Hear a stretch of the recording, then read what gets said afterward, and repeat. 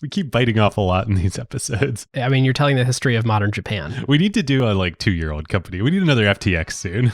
Where literally enough days haven't passed for us to make the episode long. Yeah, exactly. Who got the truth? Is it you? Is it you? Is it you? Who got the truth now? Is it you? Is it you? Is it you? Sit me down, say it straight. Another story on the way. Who got the truth? Welcome to Season 10, Episode 3 of Acquired, the podcast about great technology companies and the stories and playbooks behind them. I'm Ben Gilbert, and I'm the co-founder and managing director of Seattle-based Pioneer Square Labs and our venture fund, PSL Ventures. And I'm David Rosenthal, and I am an angel investor based in San Francisco. And we are your hosts. Listeners, today we are telling the story of the company that Steve Jobs idolized and modeled Apple Computer after, the Sony Corporation. Literally modeled himself after. You know the story, right, of the black turtlenecks and the Sony connection. Enlighten us. Well, so the story goes that Steve idolized Sony, went over to visit, and saw that there was a uniform that Sony employees had. And he was like, that's a great idea. I want Apple to have a uniform. Where did you get that uniform? And so he brought it back. He made a proposal to Apple, and people were like, NFW. And didn't the Sony employees have uniforms because clothing was scarce after World War II? Yeah, I think that was part of the origin. So Steve decided, okay, if Apple can't have a uniform, I'm going to have a uniform. And so he went to Issei Miyake, the famous Japanese designer who had made the Sony uniform, and got him to make him 100 black turtlenecks. Amazing. There's so much about our generation that we remember from Sony growing up, the Trinitron TVs, Discmans with advanced CD skip protection, 30 seconds worth. Even more recently, the excellent professional line of cameras that Sony makes, and actually David and I are both recording on right now. As well as Sony headphones right now, right? That's right. Yeah. But Sony goes so much deeper than that, and also so much more broad than that today, expanding into a very special type of conglomerate. David, did you know that they own a division that exclusively makes a tiny dog robot? I did know that. Do they still make that thing? Yeah, they do. You might say it's the Tesla bot of old, the precursor. You might say that, yes. They are the second largest Japanese company by market cap, behind only Toyota. They're the largest video game console company and the largest video game publisher in the world. They're the largest music publisher and the second largest record label, which for those of you who listen to the T-Swift episode, you now know the difference. And they have the third largest Hollywood film studio on top of all of that. So we have a wild story going all the way from World War II to Spider-Man to tell you here today. But first, we want to introduce you to our presenting sponsor, Vanta, the leader in automated security and compliance. Now, as you know from the T-Swift episode, we are huge fans of Vanta and their approach to the whole compliance process. SOC 2, HIPAA, GDPR, and more. And we've got CEO and co-founder Christina Cacioppo back with us today. Well, Christina, you've shared with us how SOC 2 came to be. What is the traditional way that people go about getting a SOC 2 certification, and how is Vanta different? Pre-Vanta, step one was, again, go read the SOC 2 standard, see the, we solemnly swear we protect data in a good way, figure out what that means for your company, go and do that.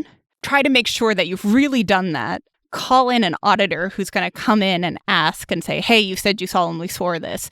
Now prove it to me. And you might say, how do you prove this? And you're like, show me that you've encrypted all your, data at rest in AWS, that you use SSL on your websites and it's up to date, this, that, and the other. Show me that by logging into these systems and taking screenshots. Mail them to me. You'll mail this person hundreds of screenshots. They will say, thank you so much, go back to their office or their home office, look at all the screenshots and, write this up into a 70-page report that roughly says, we went to the company and saw that they have these practices and confirmed they're in place. And so you can trust them. That's really how it works. It's always surprising when you explain that to people in software. these are not things that, founders enjoy doing or honestly can justify prioritizing. I think that's just part of why startups didn't get SOC 2s until a few years ago. So we looked at that as kind of engineer and product managers, and we're like, well, that seems inefficient. Like, I could build you some tools for that. And if you want to think about the security of a company or whether they're trustworthy, looking at screenshots from last Tuesday is probably reasonable for last Tuesday, but, doesn't tell you anything about today or tomorrow or next month. So what we did with Vanta was break down the standard, figure out, we call it sane default of a definition. Then we connect with the tools the company uses. So AWS, G Suite, GitHub, et cetera, et cetera, et cetera. Pull configuration information out. So we can be like, are you actually encrypting, data at rest? That's helpful to the company because they can see how far along they are, what they're doing. It's helpful to the auditor because they can see all of that too and in much higher fidelity than they got historically. And so it's easier and faster for them to write that 70-page report and give it to the company to accelerate the company's sales. Our thanks to Vanta, the leader in automated security and compliance software. If you are looking to join Vanta's 2,000 plus customers to get compliance certified in weeks instead of months, you can click the link in the show notes or go to vanta.com/acquired for a 10% discount. Such a great company story, Vanta. Truly. Well, we also want to tell you, if you are new around here in these acquired parts, which many of you are after a nice little growth spurt, thanks, Taylor, you should make it official and join the 11,000 other smart folks at acquired.fm/Slack. We'll be discussing this episode, the blockbuster acquisition news of the day, and you can meet other awesome people in there. You also can get access to our second show, the Acquired LP Show, by searching Acquired LP Show in the podcast player of your choice. Well, David, without further ado, take us in, and listeners, please know this is not investment advice. Do your own research. David and I may or may not have investments in any of the things that we discuss, and this is for informational and entertainment purposes only. We're going to discuss just about like every industry under the sun today. Right. Oh my. Well, first, we start back in the summer of 1944 in the Tsukishima neighborhood of Tokyo in Japan, right next to Tokyo Bay. I think this is right near where the fish market is, if you've ever been there. I believe. I've never been to Japan. No way. Oh, you got to go. We should do an acquired trek. We totally should. Jenny and I went there on our honeymoon. It was so awesome. We did Kyoto, we did Tokyo. Oh, it's wonderful. Oh, nice. So there, in the summer of 1944, obviously, most people are realizing right now there's quite a big worldwide thing happening in the summer of 1944 that Japan is intimately involved in. That would be World War II. There, 2 engineers are assigned to a military task force to create a heat-seeking missile, which is one of the desperate things that Japan is trying to do at this point to turn the tide of the war against the Allies, which they are losing at that moment. Now, both of these 2 engineers are involved in the war effort pretty reluctantly, not only because they're not, these are not like military nationalist people. I think both of them probably believed that the war was a terrible thing for everybody, and it certainly was.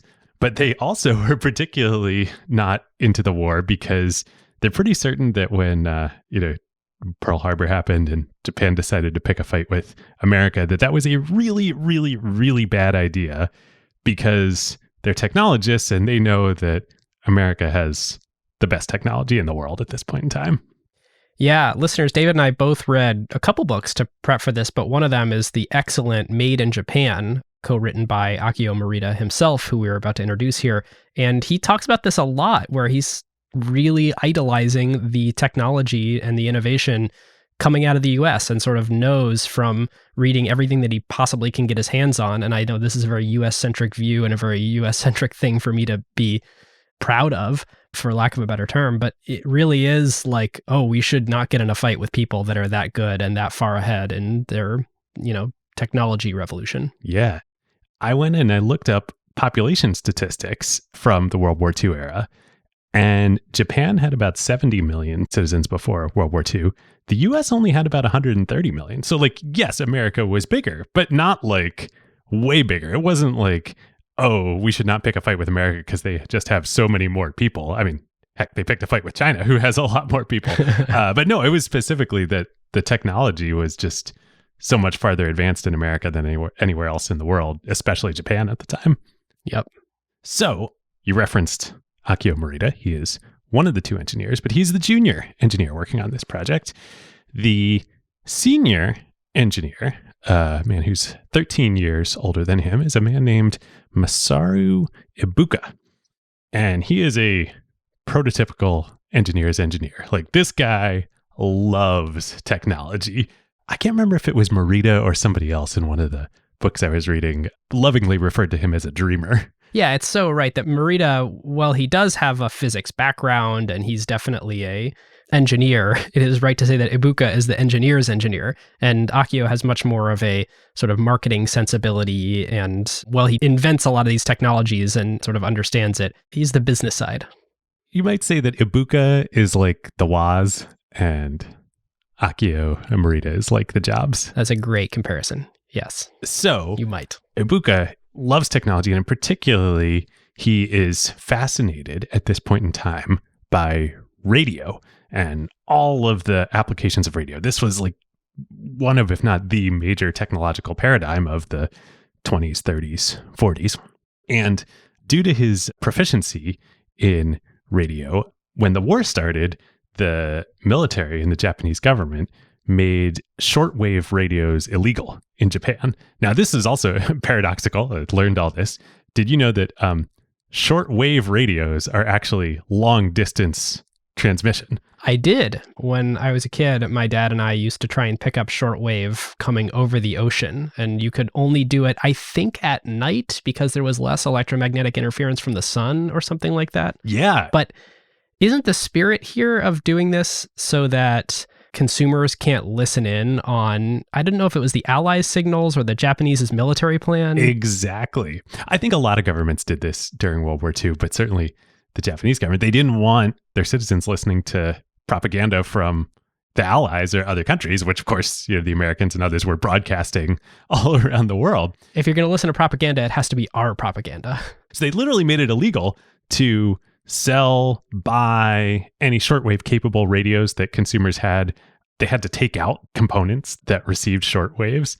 I think a lot of it was the government officials who were coming around to modify the radios were just clipping wires. Like some of it was modifying components, removing it, but other ones they just go in and be like, oh yeah, there it is. Ibuka though, he's just like, all right, sure, whatever. You can clip as many of my wires as you want. I'm just going to keep making my own shortwave radios. So he knows through that he can listen to transmissions from the Allies and others. And he knows that despite what the government is saying in 1944, the war is not going well for Japan.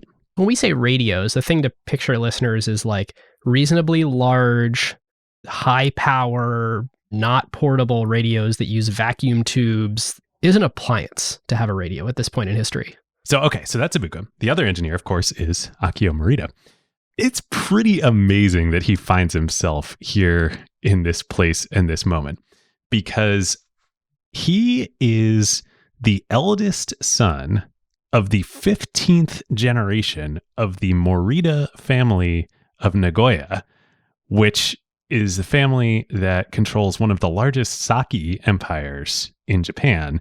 And literally for 400 years, his family has been running this business and is one of the most prominent families in Japan in the province of Nagoya. Like, it's not just that they run this business, they like kind of run like the area. I mean, there are old companies and then there are Japanese old companies. Yes. I don't think there is a family business in the US that is as old as this company, either in terms of generation or years. The US isn't 400 years old. Yes, exactly. And I mean, and part of it is like, there are umbrella shops in London older than our country. But yes, the Japanese, in particular, Japanese sort of family businesses think on a 10x timeline to the way that we sort of think about them in the US. And the way it works is that the oldest son of each generation, they literally have to change their name to Kaiuzemon. when they take over the business, and then they become like the head of the family and the head of the business. And so Akio he's destined, like though he's born into this, that he's going to take over the sake business. And of course, it's always a little bit of a point of tension with the family where Akio is taking apart radios and like building stuff. And everyone's sort of looking at him like, boy, you sure are interested in physics for someone who is 100% going to take over our sake and soy paste business at some point. Yep. But at age 6, he starts going to business meetings with his father. And then at age 10, he starts attending all board meetings of the business. So he gets a real business education alongside his interest in engineering and electronics and tinkering. But unlike his father, Akio's growing up in the 20s and 30s. They're a wealthy family. They're getting all this American technology into their house. They're getting American radios. For Morita, the big moment was when they got an American phonograph and records. And he just like fell in love with this and listening to the music and understanding how this worked. And so when it comes time when he reaches high school age, this is before the war, he asks his father to sort of ceremoniously release him from his duty and his destiny to take over the business, which his father does. And by all accounts is very like understanding about this, shockingly so. And Morita goes off to study physics and engineering instead of going right into the family business. So there's no way I think he or anybody else could have foreseen this, but I have to imagine that like that very likely saved his life. Yeah. Because when Pearl Harbor happens in 1941, Akio is 20 years old. So like if he hadn't gone into engineering and studied physics, well, what he is able to do is he's able to join the Navy as an engineering researcher and get assigned to work on technology weapons research projects like he ultimately does from the lab. 1944, from the lab. If he hadn't done that, he probably would have gotten stuck on a boat and very, very high chance that he would have been killed. I think they even say either in the Sony book by John Nathan or in Akio Morita's book that his younger brothers were actively sort of training to be kamikaze pilots. Like that would have been his future. Yes. There is still quite a high price, though, that Morita has to pay for landing in this relatively plum and safe assignment. He has to sign up for lifetime employment with the Navy as an engineering researcher in order to do this. But A, he feels like he has no choice, and B, he loves engineering and loves research. So, okay. Yep. That's what I want to do. Now we fast forward to August 15th, 1945. The U.S. in the week prior has just dropped 2 atomic bombs on Hiroshima and Nagasaki. The reaction that Morita has, he writes this is literally the opening paragraph to the book, to Made in Japan. Quote, "I was having lunch with my Navy colleagues when the incredible news of the atomic bombing of Hiroshima arrived. The information was sketchy. We were not even told what kind of bomb had been dropped, but as a technical officer just out of college with a degree in physics, I understood what the bomb was and what it meant to Japan and to me. The future had never been more uncertain. Japan had never lost a war, and only a young man could be optimistic. Yet I had confidence in myself and my future, even then."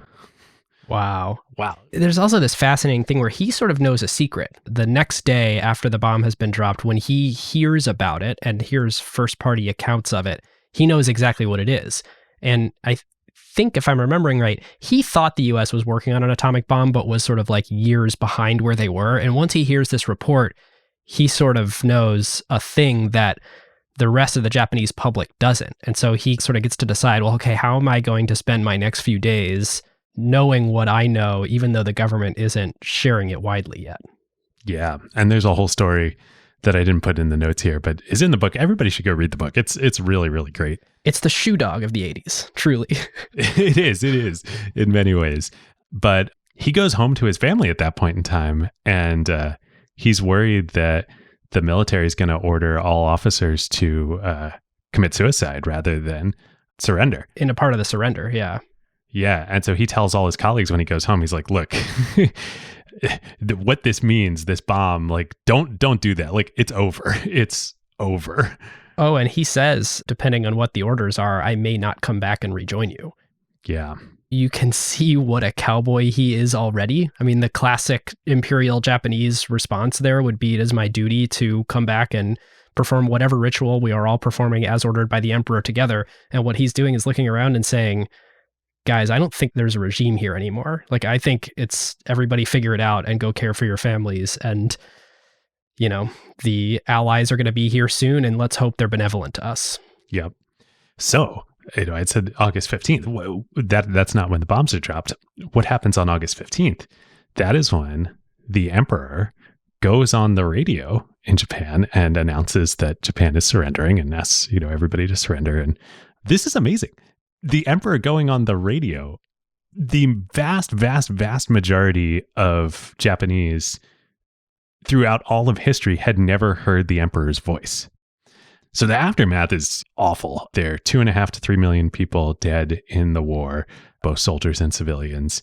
By contrast, less than 500,000 Americans died in the war. So it's pretty bad. And outside of just Hiroshima and Nagasaki, which, you know, it's just so awful. I mean, the darkest moment in human history, what happened there, or among the darkest anyways. Even in Tokyo and all these other cities, they're destroyed. I mean, they got firebombed over and over and over again. I think it's something like half of all Japanese urban citizens, even in Tokyo, are homeless. Yes, 47% of Tokyo citizens are homeless at this point. The per capita income in the country the next year in 1946, the first year after the war, is $17. You can inflation adjust all you want. You are not going to make that a meaningful number. It's unreal. And the country is just transformed. Like Japan is banned from having a military ever again. There's occupation forces that are running the government. The imperial dynasty is at a minimum not what it was before. So Morita goes back home to Nagoya. Ibuka goes right back to Tokyo. The research project had been evacuated out of Tokyo before the end of the war as the bombings really started in Tokyo. But he goes right back to Tokyo amidst all this. And what does he do? He founds a company. He's like, and you know, I think part of his vision, Morita would contribute to this too, but I think Ibuka really saw a huge opportunity after the war in that all this technology that had been focused on military and industrial use, but primarily military use, you know, around the world and in Japan. Japan doesn't have a military anymore. Like, you can't focus technology development on the military. The only thing you can do with technology, the only market you can serve, is the consumer market. This is the moment where we realize that Ibuka is truly an irrational optimist. The national tenor couldn't be more bleak, and yet Ibuka is like, let's start a company. Yeah, let's start it here in this completely war-torn, bombed-out old building. Sure, let's do it. And let's serve a market of people that have no disposable income. And half of them don't even have homes. Unbelievable. So he creates a founding prospectus for the company, which starts out that the purpose is to, quote, establish a stable workplace where engineers could work to their heart's content in full consciousness of their joy in technology and their social obligation. This question, what is he going to name the company? He, of course, comes up with the brilliant name Sony. No. He names it the Tokyo Telecommunications Research Institute, befitting of his goals. Yep. Sounds like something founded by a former military academic. Yes. So he's founded this company. He's assembled a few engineers. He wants it to be a haven to work on their joy in technology and social obligation. There's just one question, which is, what products are they going to make? Which is not a part of the founding prospectus. That's the best thing, is like, oh no, we don't have an idea. There's nothing in it. We have a lot of engineers. Yeah. We just want to like have a place where engineers can be engineers. Yes. So the first thing they try is a rice cooker, an electric rice cooker. They can't get it to work. The next thing they try is a electric heating blanket.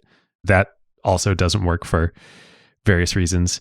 And then finally, they get the brilliant idea. It was obvious. If only they'd been listening to our episode here, we've been alluding to it all along, that they should just fix the damn radios that everybody has in Japan. It's like, sure, it may be a services business, but if you can just open up for business and let people bring in their radios and you can modify them to make them unclipped at the very least for the easy low-hanging fruit, that seems like a business. People want not only news that people are desperate for at this moment in time, but they also want entertainment. You know, as bad as things are, people want something to, you know, remind them of a better time and a better future. So they start doing this. And things go well enough that they actually get a little write-up in a national newspaper at the time about the service that they're offering and how high quality their work is. I doubled down on service there. I think eventually they do come out with products too that people can sort of like modify their radios by attaching this product and it turns into a shortwave antenna or something like that. Yes. Who reads this article but Akio Morita, who's back home in Nagoya? He reads it and he's like, Ibuka, he's created a company. He's created this haven for engineers. I would kill to work with him again. So he writes Ibuka and says that he wants to come to Tokyo and, quote, be of service to him and the company. What does he mean? Why does he say be of service? Well, one, he sort of figured that, money was tight then and the new company might not have enough money to employ him. But the bigger problem was it's pretty unclear what the status of Morita's obligations are at this point in time. Remember, he signed a lifetime employment agreement with the Imperial Navy, which may or may not exist anymore. Probably not. It's unclear. Not to mention, so there are like 20 engineers at the company already, even though they really can't make much money doing much of anything. So the company is like kind of established. So even though Akio is like, hey, remember when it was sort of you and I working on this thing together? I'm reading between the lines a little bit, but I think he's a little bit like searching for signal on, does Ibuka want me? Like, you assembled a team of 20 and right, after you didn't that reach out to me bond that we had. Yeah. So it sort of never comes up again. They're thick as thieves, forever after this. But it is sort of interesting to me that Akio Morita was not one of the first 15, 20 people at the company. Yeah, you're right. Nobody really knows why. The speculation in some of the books and things I read were just that Ibuka really is just kind of a dreamer and he just might not have thought about Morita. But once Morita writes him, he's like, oh yes, I definitely want you here. Yep.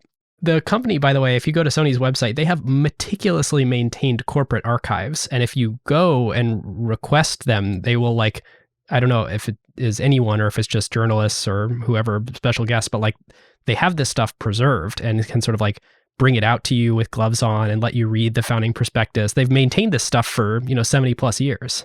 Yeah. We should go do that someday. Yeah. Okay. So what does Morita do?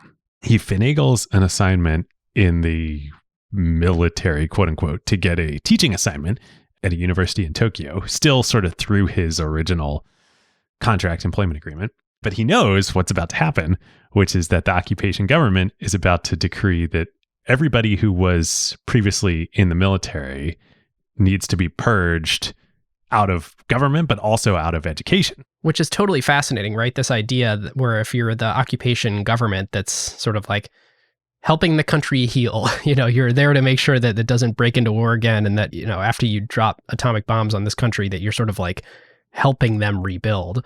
You sort of make this decision, which is fascinating, that, hey, we don't want soldiers educating the next generation. We want the next generation to grow up in a completely detached way from the mindset of those who waged war. It's just so hard to imagine what life was like and through those events. We have been very fortunate in the place and time that we have grown up, for sure. Totally. So anyway, it works. The strategy works for Morita. He gets purged, quote unquote, from his job, and he's a free agent again, or sort of a free agent. I just have Taylor Swift on my mind and her story because of our recent episode. But literally what happens next is like a big machine moment. Morita and Ibuka, they want to join up. He wants to go work at the company. But now that he's been released from his lifetime contract with the Navy, it's unclear if he actually needs to go back to the family business or not. He had been released from the family business to go to the Navy, but now he feels like he needs to go back to his father and get his father's permission once again to leave the family. They also need some money, some capital in this new company that they're sort of restarting together. You could tell that this is very important to Ibuka because Ibuka goes to the family dinner with Akio. Yes. So they both get on the train. They go to Nagoya. They go have, family dinner. They ask for Akio's father's blessing for him to become partners with Ibuka in this new venture. They get the blessing. and 190,000 yen investment in the new startup company.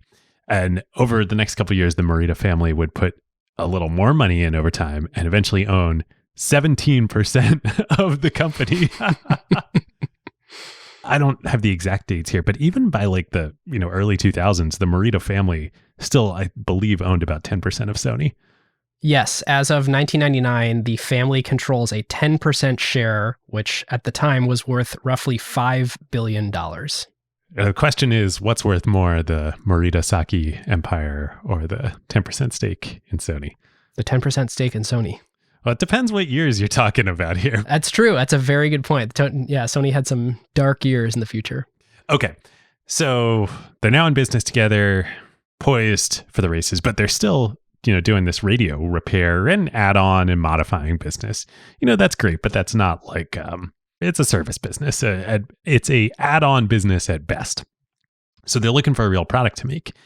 In 1949, shortly after this, Ibuka gets a chance to see an American tape recorder machine, and he's enraptured by this. This is new technology by the leading manufacturer. I don't know if they actually manufactured this machine that Ibuka got to see, is the company Ampex in the US. They make the machines, and the way the industry structure works is they obviously have a great business, but they don't make the tape. 3M is the leading manufacturer of tape for tape recorders. Which is the Minnesota Mining and Manufacturing Corporation? Yes. Both of these companies are making huge amounts of profit on this new technology. So Ibuka comes back and is like, Akio, well, I've seen the future. We got to make this. And Morita understands a little bit about these business dynamics. And he's like, yes, we should do this. We should make these tape recorders for Japan. And we should also make the tape. Yeah, if we're doing it, we better be doing both. The other thing to say is, when you're picturing this, again, I'm going to keep resetting us because everything's gotten so miniaturized and componentized over the years. When we say tape recorder, picture something about the size of like a small table. And this is not a cassette tape recorder. This is reel to reel. And it is, again, a hefty, hefty piece of machinery, primarily for recording, also for playback, but a huge piece of the value is the recording component. Yep. And it's all audio at this point. All audio. Yep. So through some of the family connections, both from Morita and Ibuka's father-in-law had been a minister in the government before the war, they start making these tape recorders. And there are all sorts of stories about how they do it because like metals are hard to come by in Japan and plastics are hard to come by in Japan at this point in time, just after the war. The legend has that literally the first tape that they were making, they were like frying metals in a frying pan in the factory. And that was to make the like magnetic coating that would go over them that you would then actually record on. I think they were trying to use, what was the material? Like a saran wrap type material for the tape because it was hard to come by plastic. And so it obviously would like stretch out. And so the audio would get all distorted and sound terrible on the second playback. Once they get the product right, they're able to get first into the court system in Japan. They sort of start replacing stenographers, which were in short labor supply after the war. At this point in time, the company is known as the Tokyo Telecommunications Engineering Corporation, TTEC, with their tape recorders. So they build a pretty sizable business in the Japanese market making these. And again, this starts so counter to the lean startup methodology. There is no job to be done when they start this. They kind of get lucky in finding their way to the stenographers and the court reporters as a market. They initially go out to sell this thing and people are like, whoa, why would I pay so much money for that thing? No one has any money. And it's like a little bit of an accident of history. They actually found a use case for it. Totally. Yeah, I believe the first product cost 160,000 yen per recorder. You basically got to be selling to the government at that point in time. Right. I don't know how to think about that in terms of the dollars then or dollars now, but it's thousands and thousands of dollars. Yep. Well, the Morita family's initial investment in Sony was 190,000 yen, and now they're selling their first product for 160,000 yen. Okay, so that at least gives you some context. Yeah. Okay, so this goes along for a couple of years. They're building up the company, and then the big big break. In 1952, Ibuka hears that the world famous renowned institution that everybody respects, and especially nobody more than Ibuka and Morita in Japan, Bell Labs, that the then parent company of Bell Labs, which is a company called Western Electric. Yeah. It went through a whole bunch of owners, and it was all related to AT&T and the various entities as part of that they were going to open up the Transistor for international licensing. And of course, they had created the Transistor in Bell Labs, that they were going to license the technology internationally. And we talked with the NZS guys about this, but the invention of transistors and semiconductors, like this stuff is so divergent. I mean, especially then once we get to the integrated circuit, it's so wildly different than the path that technology was already on that it was kind of unlikely that like anybody else toiling in a lab was going to independently find their way to it at the same time. So once this thing gets invented and all these brand new use cases sort of emerge, the opportunity to license that technology and use it to commercially make products in your country, that's huge. Keep in mind what we were saying for the last few minutes here about the size of these various, technology, quote unquote, products that were being used, the radios that were the size of console tables and tape recorders, the size of nightstands. So the Transistor is available for license, and Ibuka is like, this is it. Just like when he saw the tape recorder, just like when he got obsessed with radios before, he's like, this, we got to do this. And Morita's like, okay. So Morita goes off to New York. This is, I believe, in 1953, and negotiates a deal. It ends up taking about a year to finalize this, but negotiates a license from Western Electric Bell Labs to use the Transistor. And the Bell Labs guys are like, well, what are you going to do with it? And Ibuka and Morita are like, we're going to make miniature radios with the Transistor. And they're like, no, guys, you can't do that. Like, this stuff's still done with germanium at this point. You can't get enough power in this to really power a radio that would actually work. Like, we think the market application that makes sense here is hearing aids. Oh yeah, hearing aids. That's right. And Ibuka and Morita are like, well, no, the hearing aid market in Japan will not be a viable one for us. In fact, I think there's a cultural issue where it's perceived as like weakness to be hard of hearing. They knew for lots of reasons that there was no chance that they could build a big company, a big product making hearing aids. So they're sort of like betting the farm here on, we are going to be able to figure out how to dope these transistors or, use a different material or something in order to make it viable to create a radio. They're nothing if not confident. And so Bell Labs is like, all right, well, good luck, guys. It takes 2 years, but 2 years later, in August of 1955, TTEC releases their first transistor radio product, the TR-55 portable radio. Now, this was actually not the first transistor radio in the world. An American company called Regency had worked with TI to make a transistor radio in the US. So like the Bell Labs TI, like the rivalry. So TI and Regency had actually come out with a portable transistor radio slightly earlier in the US, but for whatever reason, they didn't invest a lot in the product and it never like became a big thing for them. Sony, soon to be Sony, is all in on this idea of like, if we can shrink this down, people can take it with them. It can be portable. This would be great. So leading up to the release, they're like, this is going to be our big consumer product. Tokyo Telecommunications Engineering Corp doesn't really just like roll off the tongue anywhere, and especially not in English or, other markets around the world where ultimately we want to be selling products all around the world. So like we need a new name. They literally start going through the dictionary looking for new names, and eventually they come across the Latin word sonus. And they're like, well, that's interesting. That sounds interesting. It means sound. It sounds cool. Yep. What do? We make technology focused on sound. Well, maybe we could do something with that. And at the same time, this is like such a funny cultural quirk. I think that this is because like after the occupation after the war. You know, there are lots of American GIs. Yeah, it was Sonny Boy was being used a lot, and you could sort of hear a lot of young people out in the streets in the neighborhood saying Sonny Boy, and he sort of wanted something that would represent a product for young people. And so the idea of naming it something that kind of sounds like Sonny or Sonny Boy would sort of appeal. And so wanted to merge this powerful sonus with Sonny Boy.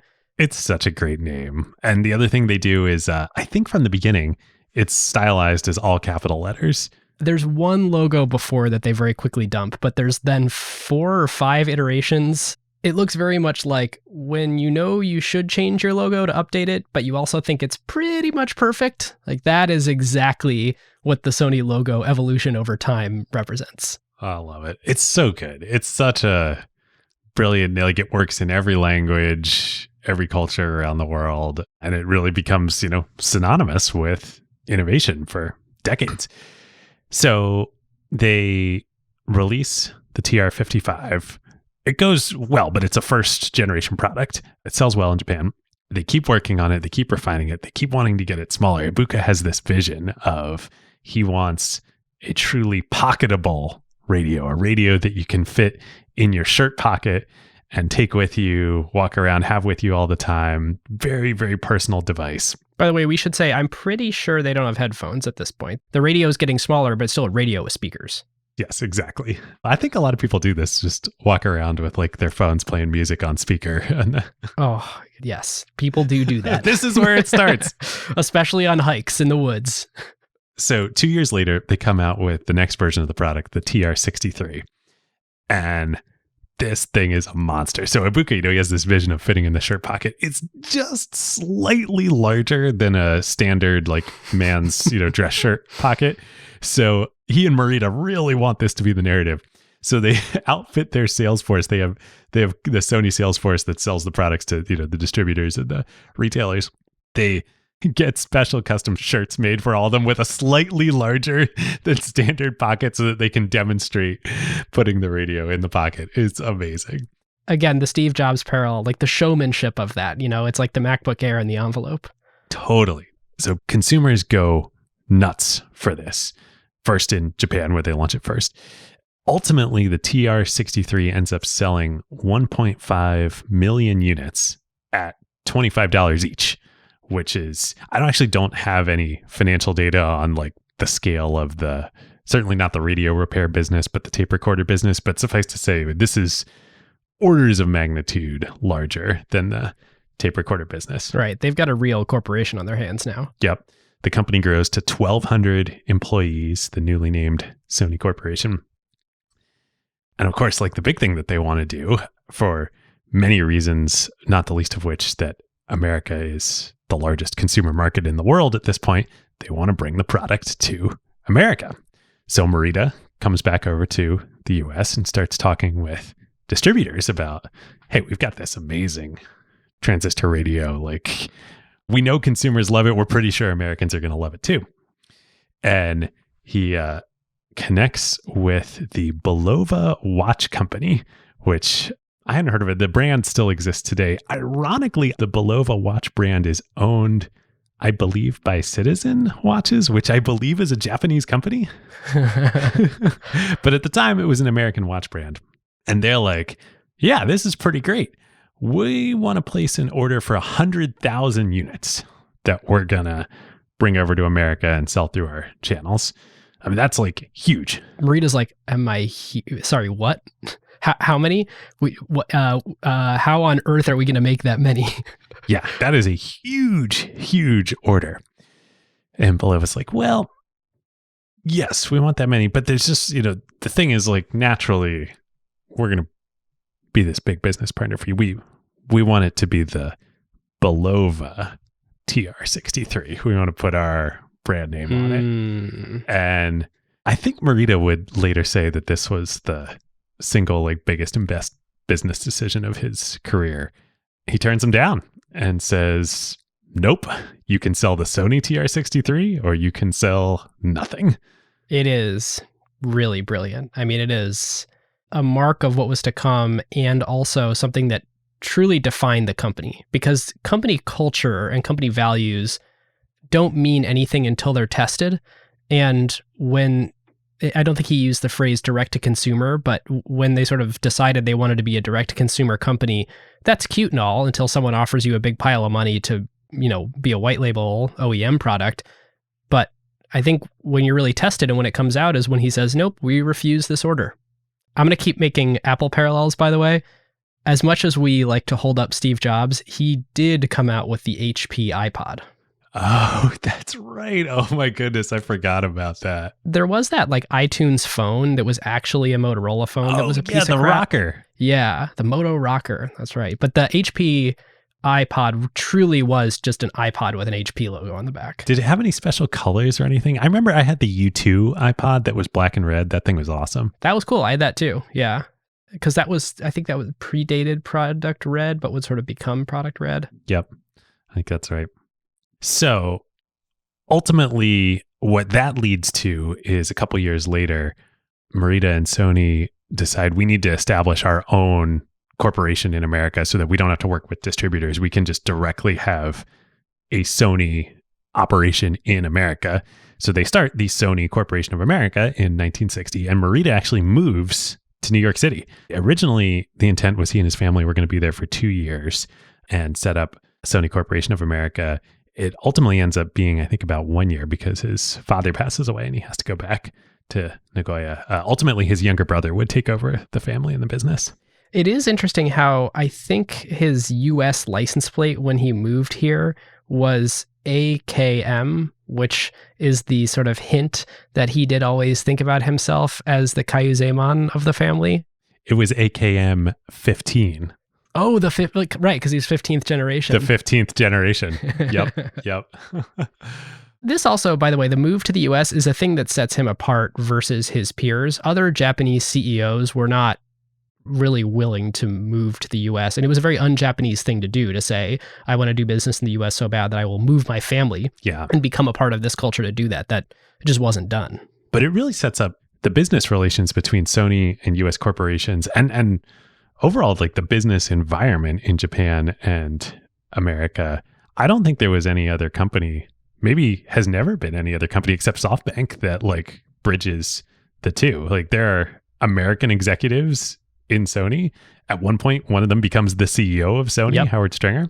I don't think that happens in any other Japanese corporations. Both the American-Japanese bridge and the sort of pure focus on the Japanese economy, if you think about what Sony did for Japan as a nation, were unprecedented.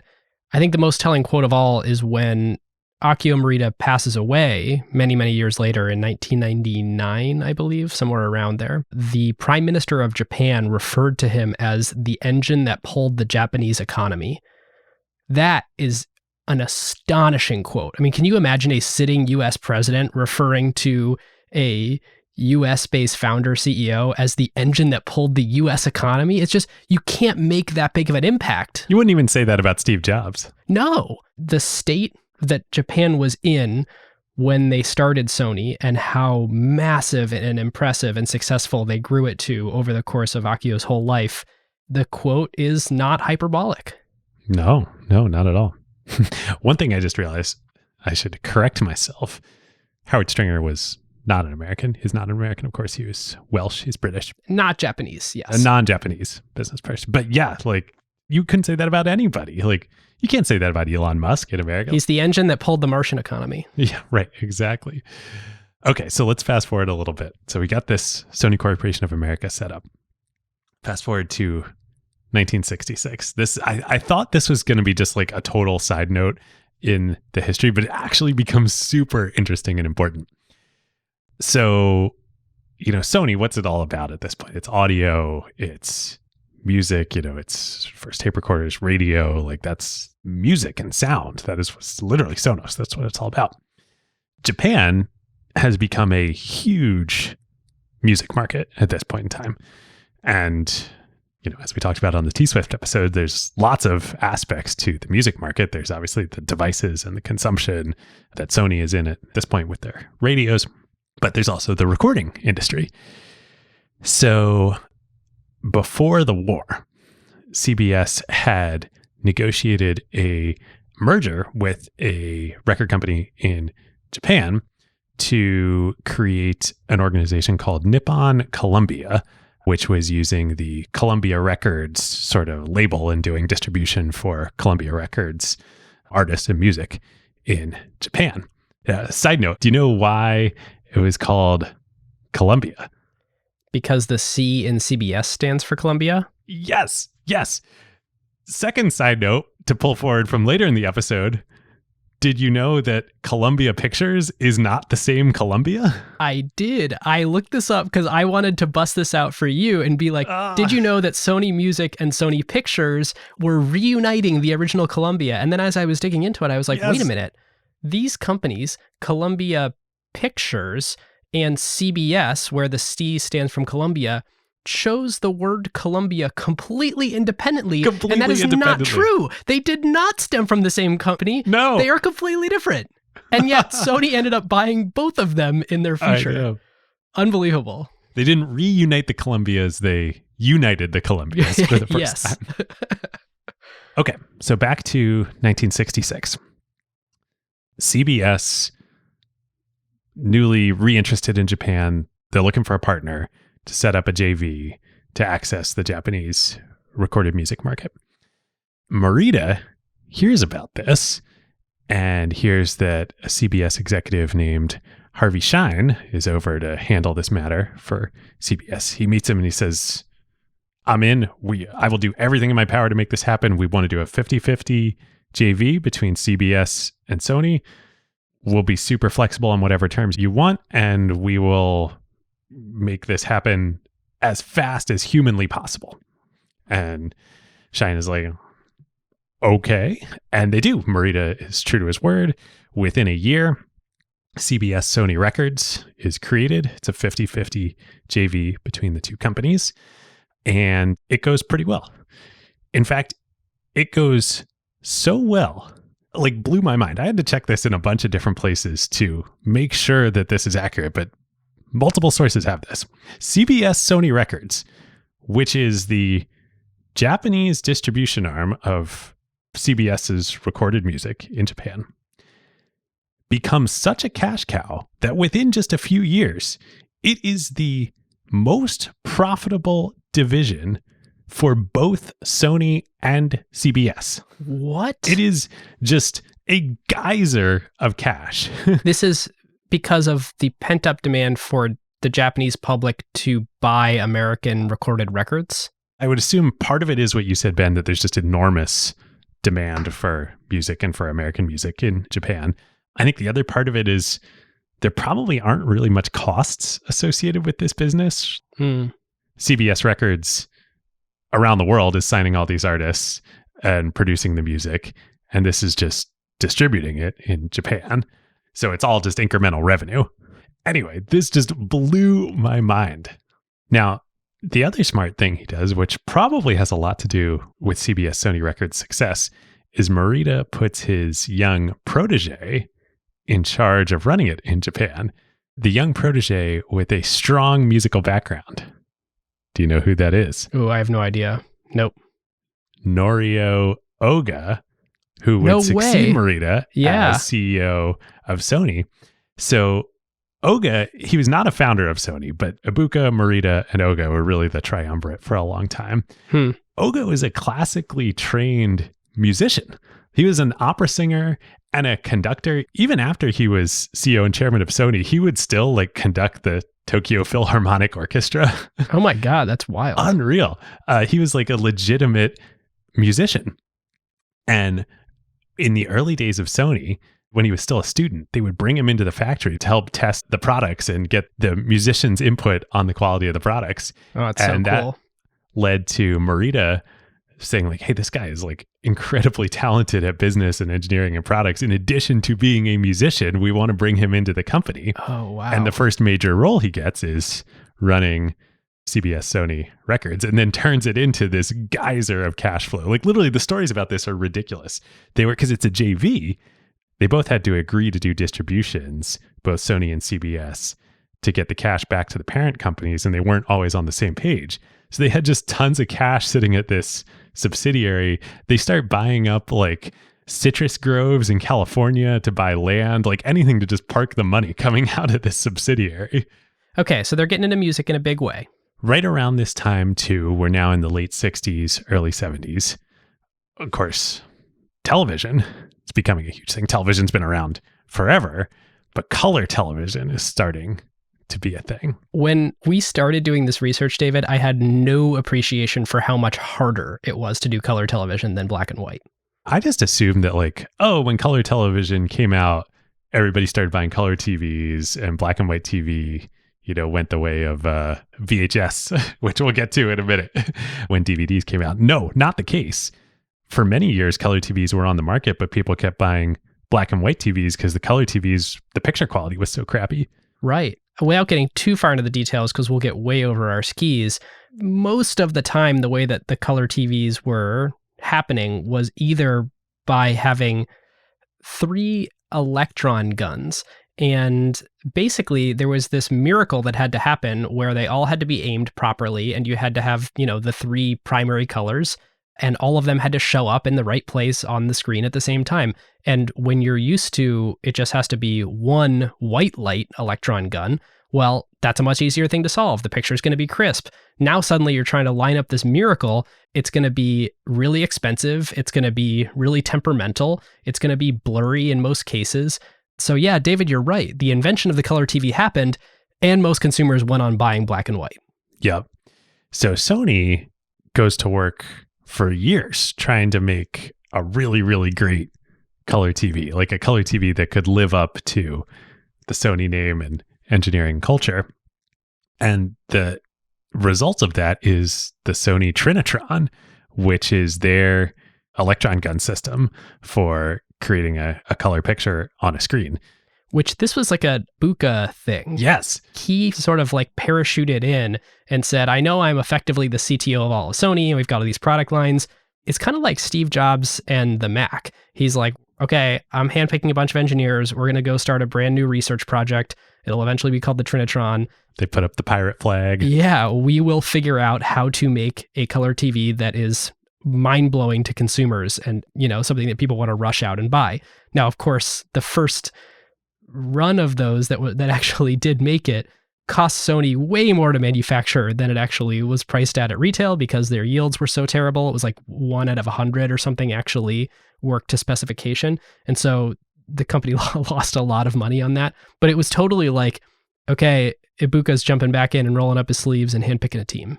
Yeah. So the net of this, when it comes out, I actually don't have the full numbers, but for some ungodly amount of time, like decades from when the Trinitron TV comes out, Sony is the number 1 by market share TV manufacturer in the world.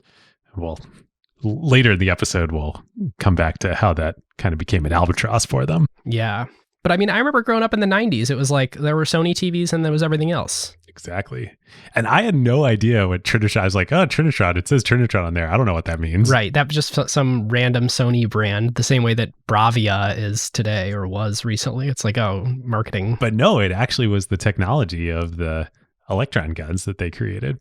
So the Trinitron was a huge success. And Ibuka was very much behind it.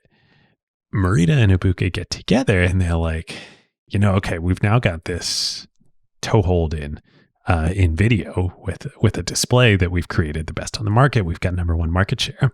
What if we sort of run the reverse playbook that we did with audio, or go back to our DNA as a tape recorder business?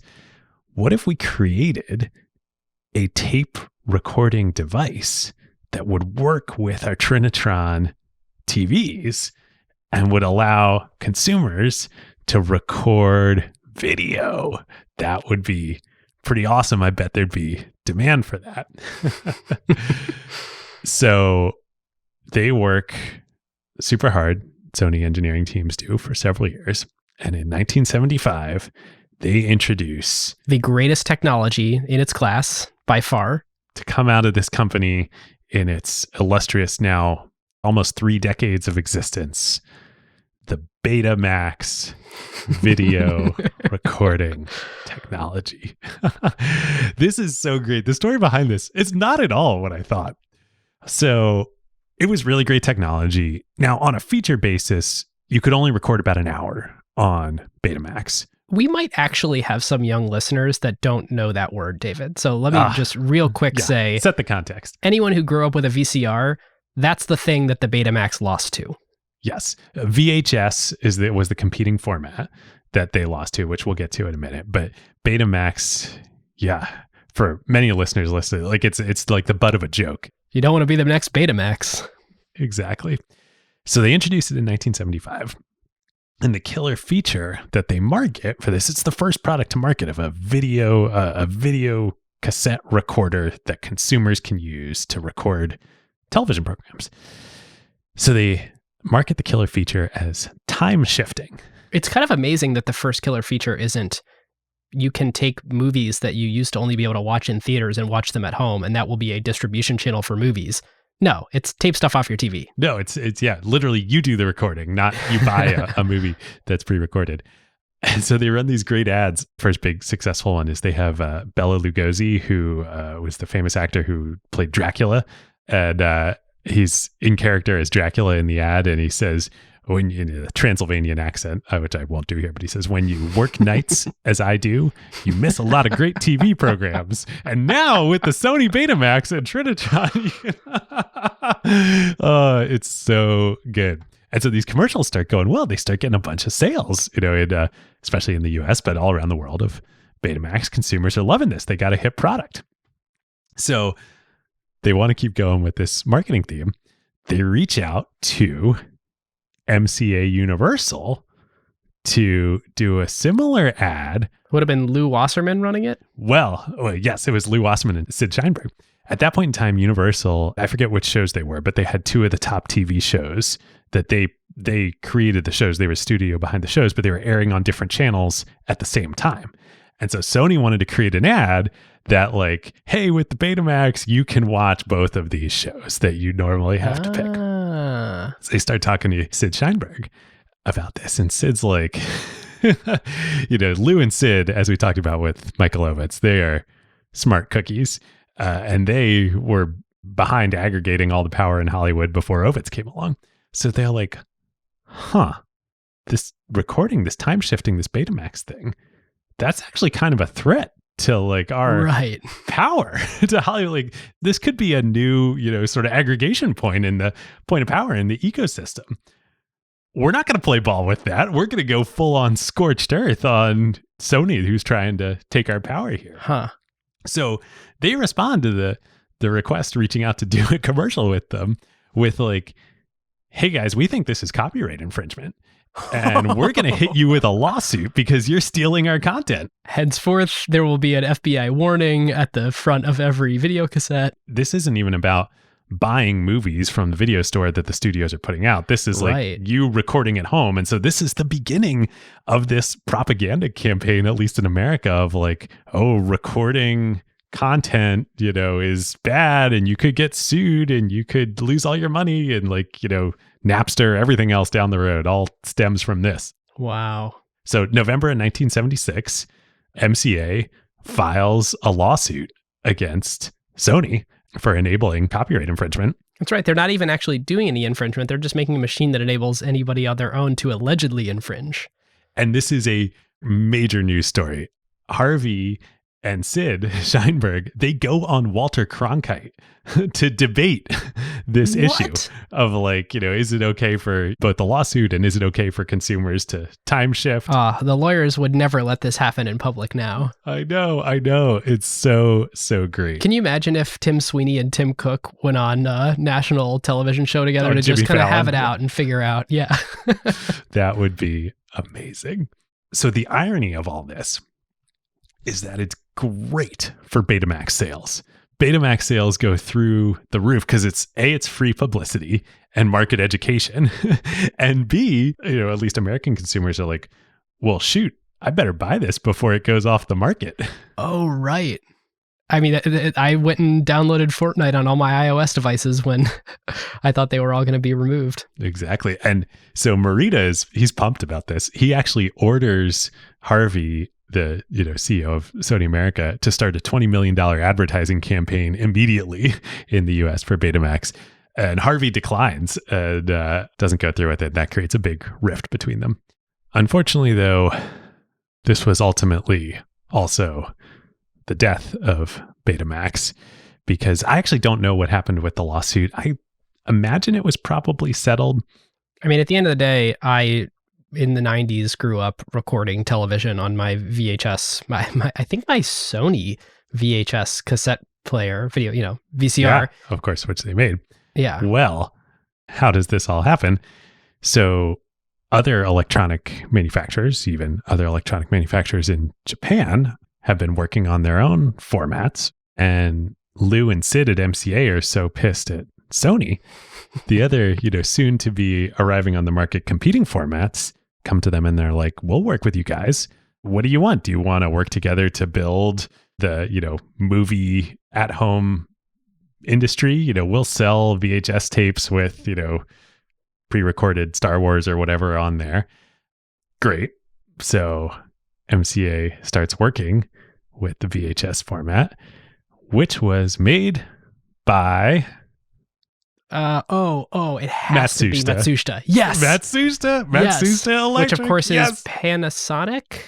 Yes, Panasonic and JVC. They had a few brands.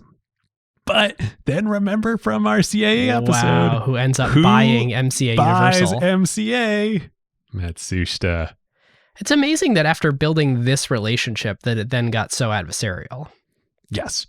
I didn't know this when we interviewed Michael. Through this relationship about developing the VHS format and then offering their content exclusively in VHS, that MCA Universal had a pre-existing relationship of collaboration with Matsushita. Yeah, a super deep relationship. But suffice to say, I mean, this was enough to kill Betamax. Yeah. Well, Lou and MCA had such clout in Hollywood at that point in time. I wonder if them essentially anointing VHS and Matsushita as the winners was enough to drag the whole industry. Okay, so Sony lost Betamax versus VHS. That seems very clear. That story is very well told at this point. Interestingly, the 70s had a lot going on for Sony. The first of which was in 1970, they became the first Japanese company to be listed on the New York Stock Exchange. And so Americans actually could become shareholders of the Sony Corporation. That's right. They did ADR listing. So Sony's now tradable in Tokyo in the stock exchange there, on the New York Stock Exchange in the US. Didn't go so well with the Betamax, but they've got a few other pretty awesome tricks up their sleeve. Yeah. They've got essentially 3 bangers in the hopper here. The first one is the compact disc. So I did not realize that work on what would become the CD actually started like back in the 60s. Unbelievable. And the origin of this was that Oga, who we've talked about, who would become CEO of Sony, he in 1966 had negotiated a cross-licensing deal with Philips, the Dutch company, where the companies could share their tech and share their patents and then collaborate on new technologies together. And so they start working on a digital audio format. I believe it was the early 70s when they started working on this. How crazy is it that we're telling the CD story, the origin of the CD format, before the Walkman? Before the Walkman. I know. Crazy. It takes many years for this technology to get to a point where it's productizable. I mean, it's crazy when you think about with all the tech that goes into CDs. Totally. I mean, the first of which being precision lasers.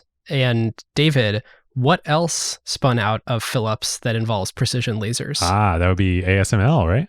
Yep. So it's funny thinking about all the incredible innovation that we have today with the small semiconductors made possible by something that traces its roots back to the same sort of laser innovations. But late 60s, research on a laser readable, writable disc. Yeah. And it truly is Philips and Sony working together to create the CD format and lasers and all the technology going into it. it's not until 1980 that it's ready to be productized. So they announced the format in 1980, the CD format. They sign up tons of partners in all industries all over the world to license it. In 1982, Sony brings the first CD player to market, and then lots of other manufacturers follow suit. And the great thing is, Sony and Philips are getting royalties on all the hardware and all the discs being sold out there. Yeah, and let me say, when you say CD player, I think everyone's probably picturing something that looks like a Discman right now. Picture a VCR. Like, it's a big box that, yes, you put a CD in it and it plays, but it is a sizable machine. So in just a few short years, by 1986, CDs become the dominant recording format by sales, passing records. Yeah, I'm actually looking right now at the RIAA data on this that I conveniently had from the Taylor Swift episode. If you look at US recorded music sales by format, the CD grew really fast.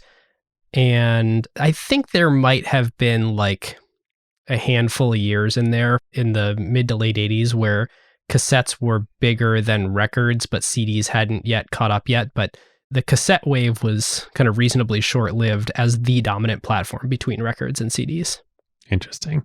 Well, of course, Sony also does pretty well in the cassette industry with what you were referring to, the Walkman. And this is another thing I didn't realize, that the Walkman came out like pretty concurrently with the rise of CDs. But as you were saying, it's not like you could take a big honkin', home CD player on the road. No, CDs were not portable for a long time. Yeah. So on the EA episode where we interviewed Trip Hawkins, sort of talked about how famously Madden was Trip's folly. And of course, he was vindicated and proven very right, even though it cost a lot of money and took a lot of time and ended up being an enormously powerful franchise. That is the story with the Walkman. This is Morita's folly.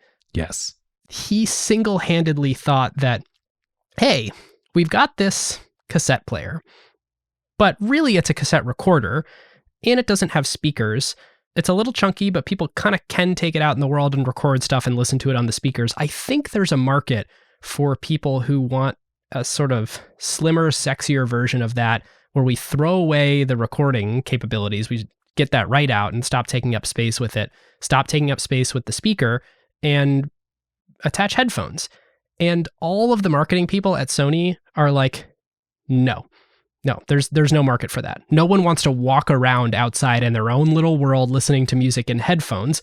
And you can currently have the engineers saying, but we need lots of power to produce all the sound. And so it's not really technically viable because, we need to produce all this audio so that it sort of goes out into the world. And you have Morita going, no, it's going to be low power because we're going to make these amazing low power headphones. We only need to produce a little bit of sound because it's going to be right next to people's ears. This was a consumer behavior that did not exist in the world, that Akio Morita just said, everybody trust me, let's invest in this. And completely changed human history forever and the way that humans walk around out in the world. Totally. And amazing that it was Morita who did, this is the kind of stuff that Ibuka usually does. Yeah. The sentiment on the board and in the company against Morita at this point is the CEO of Sony, was so strong that he had to make a promise that if the initial 30,000 unit production run didn't sell by the end of the year, that he would resign from Sony. Whoa, I didn't realize that. Yeah. He had to sort of literally lay his cards on the table. But it is one of these things, the way Morita phrases it in the book is this quote that is Steve Jobs before Steve Jobs. And I think I'm going to make that point 11 times in this episode because it's not that Steve Jobs is a ripoff of Akio Morita. It's that he so badly wanted to be Akio Morita. And he was such a better marketer in his time of a lot of the concepts that a lot of us grasp on to Steve's version of them, even though a lot of the concepts are actually Akio's version of them. And there's this one quote in particular, which is, I do not believe any amount of market research could have told us that the Sony Walkman would be successful, not to say a sensational hit that would spawn many imitators. And yet, the Sony Walkman has literally changed the habits of millions of people around the world. He said this in 1986, Steve Jobs would sort of say things like this: Apple doesn't do focus groups, you have to invent something, people can't tell you what they want, blah, blah, blah. These are all Morita-isms. I know. It's so amazing. Everybody really should go read the book Made in Japan. It's very, very, very good. So John Sculley, between Steve and Steve, CEO at Apple, who, famously, Steve convinced him to come over from Pepsi so he didn't have to sell sugar water for the rest of his life. His quote about Steve is that he was a freak about Sony and that it was nearly fetishistic. In fact, he even had a collection of Sony letterhead and marketing materials. And he talks a lot about how the Mac factory was designed to emulate the Sony factory, that sort of super crisp, pristine look. The idea that the factories were spotless, that John Sculley says this made a huge impression on him. And while Apple didn't have colored uniforms, it was every bit as elegant as the early Sony factories that we saw. He goes on to say, which I thought was really interesting, Steve didn't want to be Microsoft. He didn't want to be IBM. He wanted to be Sony. And I think Sculley even met right around this time, Sculley and Steve, with Akio Morita. And he says, I remember Morita gave Steve and me one of the first Sony Walkmans. None of us had ever seen anything like it before because there had never been a product like that. This is 25 years ago, and Steve was fascinated by it. The first thing he did was take it apart and look at every single part, how the fit and finish was well done, how it was built. And this whole thing comes totally full circle when Morita eventually passes away. Steve Jobs in 99 is giving the Macworld keynote, and he starts the keynote by putting up a picture of Akio Morita, who they used in the Think Different campaign, and says, and this is a quote from Steve on stage, while he was leading Sony, they invented the whole consumer electronics marketplace. Transistor radio, Trinitron television, first consumer VCR, Walkman audio CD. Notice he doesn't say the name of the first consumer VCR there. Right. You sent me that video. We'll put it in the show notes. It's fun to watch. I didn't realize they used Morita in the Think Different campaign. Yep. Which is interesting because they were quasi-competitors. Had Sony come out with the VAIO yet at that point? No, probably not. Yeah. I think Steve had this thing where he could have reverence for the history of a company in a way that made their current competition not matter. Yeah. But the companies that he viewed having sort of no taste and no history, like going thermonuclear on Google, or like his relationship with Samsung, then all bets were off. Microsoft too. Yeah. Yeah. Yeah. So the first Walkman comes out in Japan in July of 1979.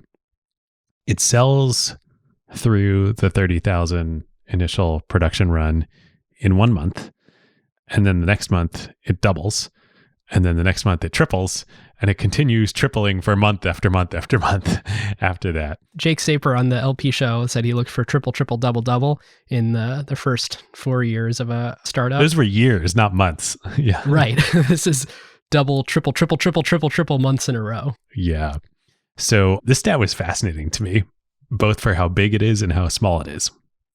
All in, Sony sells 250 million Walkmans in the life of the product. Wow. Which is what, 1979 until 2000-ish? Yeah, call it that. So 20-ish years. I mean, that's both incredible. Like, I don't know, but I don't think there were any other like single products that sold 250 million units. I mean, the iPhone has. No, at that point in time. Oh, at that point, yeah. At that point in time. So like, yes, it's so impressive on that front. But then, I don't know, today 250 million units, that's like it's like a year for Apple or something. Yeah, it's crazy. I mean, there's just been so much consolidation to the point where like, if you go buy the best phone, which is the top of the line iPhone from Apple, that is the best one that humans can buy. And yet there are millions and millions and millions of people buying that device. Yep. So the Walkman, of course, eventually leads to the Discman, also becomes hugely popular. I had so many of those growing up, and Walkmans too. Did you have Walkmans? I had one Walkman and one Discman, and both of them were that sort of like light Sony gray color that like it was like that plastic that was designed to look like metal. That was classic. Yeah, I had the colored versions. But like the yellow Discman that was like meant for running, that like had the extra skip protection on it. Extra skip protection. Yes, yes. Unfortunately, after the Discman, then they do the mini disc, and which I bought like a fool. me too. I loved Sony. How could you not love Sony? Oh yeah. And then, fortunately, I didn't buy this. So did you buy the memory stick digital audio players, the Magic Gate memory stick? Fortunately not. I did have products that used that Sony thing that was a competitor to SD, the memory stick. They also had a thing that was a competitor on their cameras, compact flash. Oh, that's right. That's right. And so I think the thing that I had that used the memory stick duo was my PSP, my PlayStation Portable. Oh, you had a PSP? I had a PSP, and that Amazing. used two defunct Sony media types that never got adopted by anyone but them. The Memory Stick Duo for the basically SD card, and the game cartridges were UMDs. It was called a Universal Media Disc. Oh, and they were going to sell movies on it too, right? In addition to games? Yeah, I remember watching Mr. and Mrs. Smith on my PSP. I don't know if I bought the UMD or how it got on there, but... That's amazing. I actually did a little exercise to write out all the stuff that I had that was Sony, because we were an Apple family. So other than the, Macintosh 8500 that I had at my desk and the G3 that my parents had on their desk, we had those two Apple products. And I think my dad had the first iPod, which plugged into our Sony stereo, but everything else was Sony. I had the Sony tape Walkman, the Discman, the mini disc player, a PS2 and the PSP, many sets of Sony headphones. Our family TV was a Trinitron, multiple family camcorders, going from the VHS version of it down to they had some other tape, some kind of DV, digital video format tape. Yeah, yep. We had one of those. Then, of course, a VCR, a DVD player, several USB flash drives, my CRT computer monitor, the living room receiver for our stereo, the radio that plugged into the stereo, everything was Sony. It was just like, well, if you were going to go buy a piece of home electronics and it was going to be good, you go buy Sony. Go buy the Sony. Yeah. You didn't even really look at like the features or anything. You were just like, oh, if I want the best, I get the Sony version. Totally. And it's just amazing since then how Apple has combined a lot of that functionality into very few of their devices. And then the low end came in and, ate up a lot of market share in other things like TVs. And I know I'm flashing forward and we'll get to that, but it's just incredible the breadth of products that they used to sell that were just the best on the market. Incredible. So the 80s were good for Sony, Betamax aside, for three reasons. One, CDs. Two, the Walkman. Three, life insurance. So crazy. I remember when I started reading and was like looking into their financials, I'm like, what is this large Sony Financial Services Group? What is Sony Life? David, what is Sony Life? Sony Life is a life insurance company. They originally start in 1979 as a JV with Prudential, the Prudential life insurance company in the US. Mm-hmm. Supposedly, the reason this comes about is that in one of Morita's trips, pretty early, I think, trips through the US, he goes to Chicago and he notices the Prudential building. And the Prudential building is a very, very impressive building on the skyline in Chicago. And so he asks somebody, oh, what building is that? And they say, that's the Prudential life insurance building. And Morita supposedly thinks to himself, okay, life insurance is a business I want to be in. And so they create this JV. So the conglomeration of Sony begins. Like, it's one thing to say, oh, they do Japanese distribution of music, which largely gets played on their, players anyway. Now they're selling life insurance. So they do in Japan. It becomes a pretty big life insurer. In Japan, they eventually add the Philippines, Taiwan, and China, and it's active in all of those places today. And it becomes a decent sized business. Like in some years, in recent years, as other Sony businesses have stumbled, the life insurance business is contributing like 50% plus of their operating cash flow. I have a stat here. So as it grew, I think in 2001, it was like 5% of Sony's revenue. By 2014, its financial arm, which includes Sony Life and Sony Bank and a handful of other things. They have like a direct-to-consumer bank. But I believe Life is the big business. Yeah. In 2014, 63% of Sony's total operating profit was Sony Financial Group. Amazing. It's this thing that we don't hear about. And actually, I wasn't able to learn too much about how the business works. No, because you go to the websites and they're all in Japanese. Sony Bank came out in 2001 as a web-only consumer bank in Japan. So it was kind of the first neobank. Yeah, that's right. Oh, man. There's this like alternate universe where Sony is Apple and Disney and like Berkshire Hathaway all in one. It's not even alternate. It happened. Yeah, but of course, times got a little tougher between then and now. But first, while we're on the note of insurance, David, I know there's a fantastic insurance company that you want to tell us about.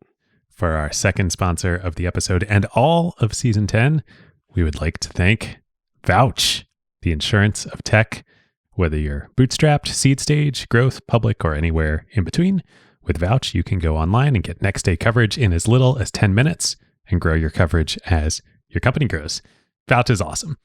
So, as you heard on the Taylor Swift and Peloton episodes, rather than just telling you the same thing every time this season with Vouch, they had the awesome idea that we should use this time to do a little insurance 101 and dive deeper into what insurance is and how it works. So today, we're going to cover what actually happens when something goes wrong and you need insurance to step in. So the most frequent example of this in Vouch's coverage is employment claims. Say someone leaves your company and then a couple months later, you receive a wrongful termination letter from an attorney that they've retained. There are basically two ways this could go. If you don't have insurance that covers this, you immediately start a massive fire drill. You try and understand what happened. You talk to all the parties involved. You probably lawyer up yourself. No matter what ends up happening with this allegation, it is guaranteed to cost you money. And frankly, more importantly, as a startup, time and emotional energy and focus dealing with all this. And if it ends up that your company did do something wrong, or at least in the eyes of your lawyers, they think a judge or a jury might think you did something wrong, you're probably looking at least a six-figure settlement, if not a trial. And that is definitely not something that you want. That is being distracted from what makes the beer taste better for your company. So that's option one. Option two, you have specific coverage for this, insurance coverage from someone like Vouch. You contact Vouch. They step in, they work with you to resolve the situation. They take a lot of this off your plate. And they, of course, do this kind of stuff much more often than you as any individual company or management team ever would. So they have processes for these things. They can either recommend the right law firms to work with or work with folks that you already have. They can partner with you and help quarterback and resolve the whole matter, whether that means settling or litigating. And of course, because you're insured, this is what insurance is. They cover all the costs, the settlements, judgments, etc., up to the deductible on your limit. So basically, a quality insurer like Vouch can turn something from a gigantic, expensive, time, focus, energy sucking problem into that was no big deal kind of thing. As they like to say, insurance can help you learn some hard lessons the easy way. You can learn more at vouch.us/acquired, and all acquired listeners, if you use that link, you will get an extra 5% off your coverages. Thanks, Vouch. All right, so David, Sony Financial Services, good business for a long time, enduringly good even through some ups and downs. What are some ups and downs that are coming up for Sony? Well, there's a big up and then there's a down, probably down to neutral in the long term. The big up is that, irony of ironies, in 1986, CBS gets a corporate raider who comes in and assumes a large stake in the company. One Larry Tisch buys a large stake in CBS. And there's this cash cow in the JV with Sony, and the records business as a whole is a nice business. Tisch wants to offload it and sell it, monetize it. And so he's talking to a whole bunch of, private equity and the like about selling. And the folks who are running CBS Records, Columbia Records, they're not too happy about this. So they go to Sony and say, like, hey, Tish wants to sell this thing. We think the bids are probably going to come in somewhere around $1.25 billion for the whole business. Would you be interested in actually buying all of CBS Records? And to this date, they're still like a Japanese distribution partner via this JV, and they're saying, come buy the whole freaking record label. Yeah. Now, at this point in the 80s, there are two things going on. One, Sony is massively ascendant. The CD is already really big at this point. Like, Sony is a worldwide, large, global brand. So it's not unreasonable to think Sony could buy all of CBS Records. The other thing happening in the 80s is that Japan's currency has massively, massively appreciated versus the dollar. And it is much easier for Japanese companies to go make acquisitions abroad than it would have been otherwise. Which is, of course, feeding many Americans' fears of Japan taking over all of American business. I mean, there's this incredible xenophobic, even through the 90s, very anti-Japanese business mentality among Americans that, you know, they're going to come buy all of our staples. And it's honestly a little chilling to go back and watch some of these interviews that look like they're in reasonably modern times. And the vilification of the Japanese is a very, I don't know, it just feels, it's very inhumane. Didn't you actually, you sent me one that was like a Donald Trump interview from this time, I did, right? Where yes. he's bashing Japan, yeah. Great. Yes, yep. The world we live in. So much changes and yet so much stays the same. So there's a bunch of back and forth and drama with Tish and others. Tish postpones the sale for a while, comes back. Basically, Morita is like, we're good for any price. We absolutely want to own this asset. We know it's a great asset. It's great for us here in Japan. We want to be 100% owners of this JV so we can control the cash flow at corporate. We also think the overall record business is pretty good. They end up buying it for $2 billion. And at the time, this is crazy, like headlines all over the place. Sony buys CBS Records. That's news in and of itself for all the reasons you said. People also think the price is nuts. $2 billion for a record company. Now, I believe, I wasn't actually able to find the full numbers, but based on what I read, I think it was only about 5x earnings that they paid for this. So that says a lot about the business environment of the 80s when people thought that 5x earnings was a crazy price to pay. Meanwhile, you and I were just texting the other day about a company that was 4x earnings and how excited we were to be doing a value investment in it. Right. Tech value investing. This ends up being a pretty good buy for Sony. So as of recent years, Sony Music, the core of which is the CBS Records business, does over $2 billion in operating cash flow every single year. And they've owned it for 30 years. So it was a pretty good pickup. I mean, and Sony has a bunch of business lines now. So, you know, this stat almost isn't going to sound as impressive as it should just because of the sheer breadth of stuff that they own. But the music segment, Sony Music, which comes from CBS Records, did, I think, 12% of revenue of the whole company. Yeah, this was a great deal. On the back of this, they are enticed to do another media content deal. And let me say, this is a great deal from a financial perspective. If you're Berkshire Hathaway and you're just going to come in and own something, great. Like, this ends up being a great financial purchase. From a strategic perspective, big open question mark. Like, are they able to effectively manage a growing electronics business and a life insurance company and now a music label that's wholly owned while they, again, cast their eye where you're alluding to in buying a movie studio? Like, it starts to open this big question of not only focus, but are there synergies here? Because I think Morita and Oga are pretty convinced that to continue being a successful growing electronics company, they need to own the content that ends up on those devices, or at least have some leverage and ability to design more custom experiences using wholly owned content. And like, I don't know that that ever actually became true. Yeah, I think it certainly did not. So here's what's interesting in my perspective on these. Going back to the CBS Records deal. A, as you point out, that was just a great financial deal and a great asset to own at the price that they paid for it. Yep. I think you could argue, to the extent any of this synergies, thing, and obviously I think in large part, synergies became a bad word because of what companies like Sony did during this time. I think if any of that were valid, it would be valid in the music business, just given Sony's history, given their ownership of the CD format.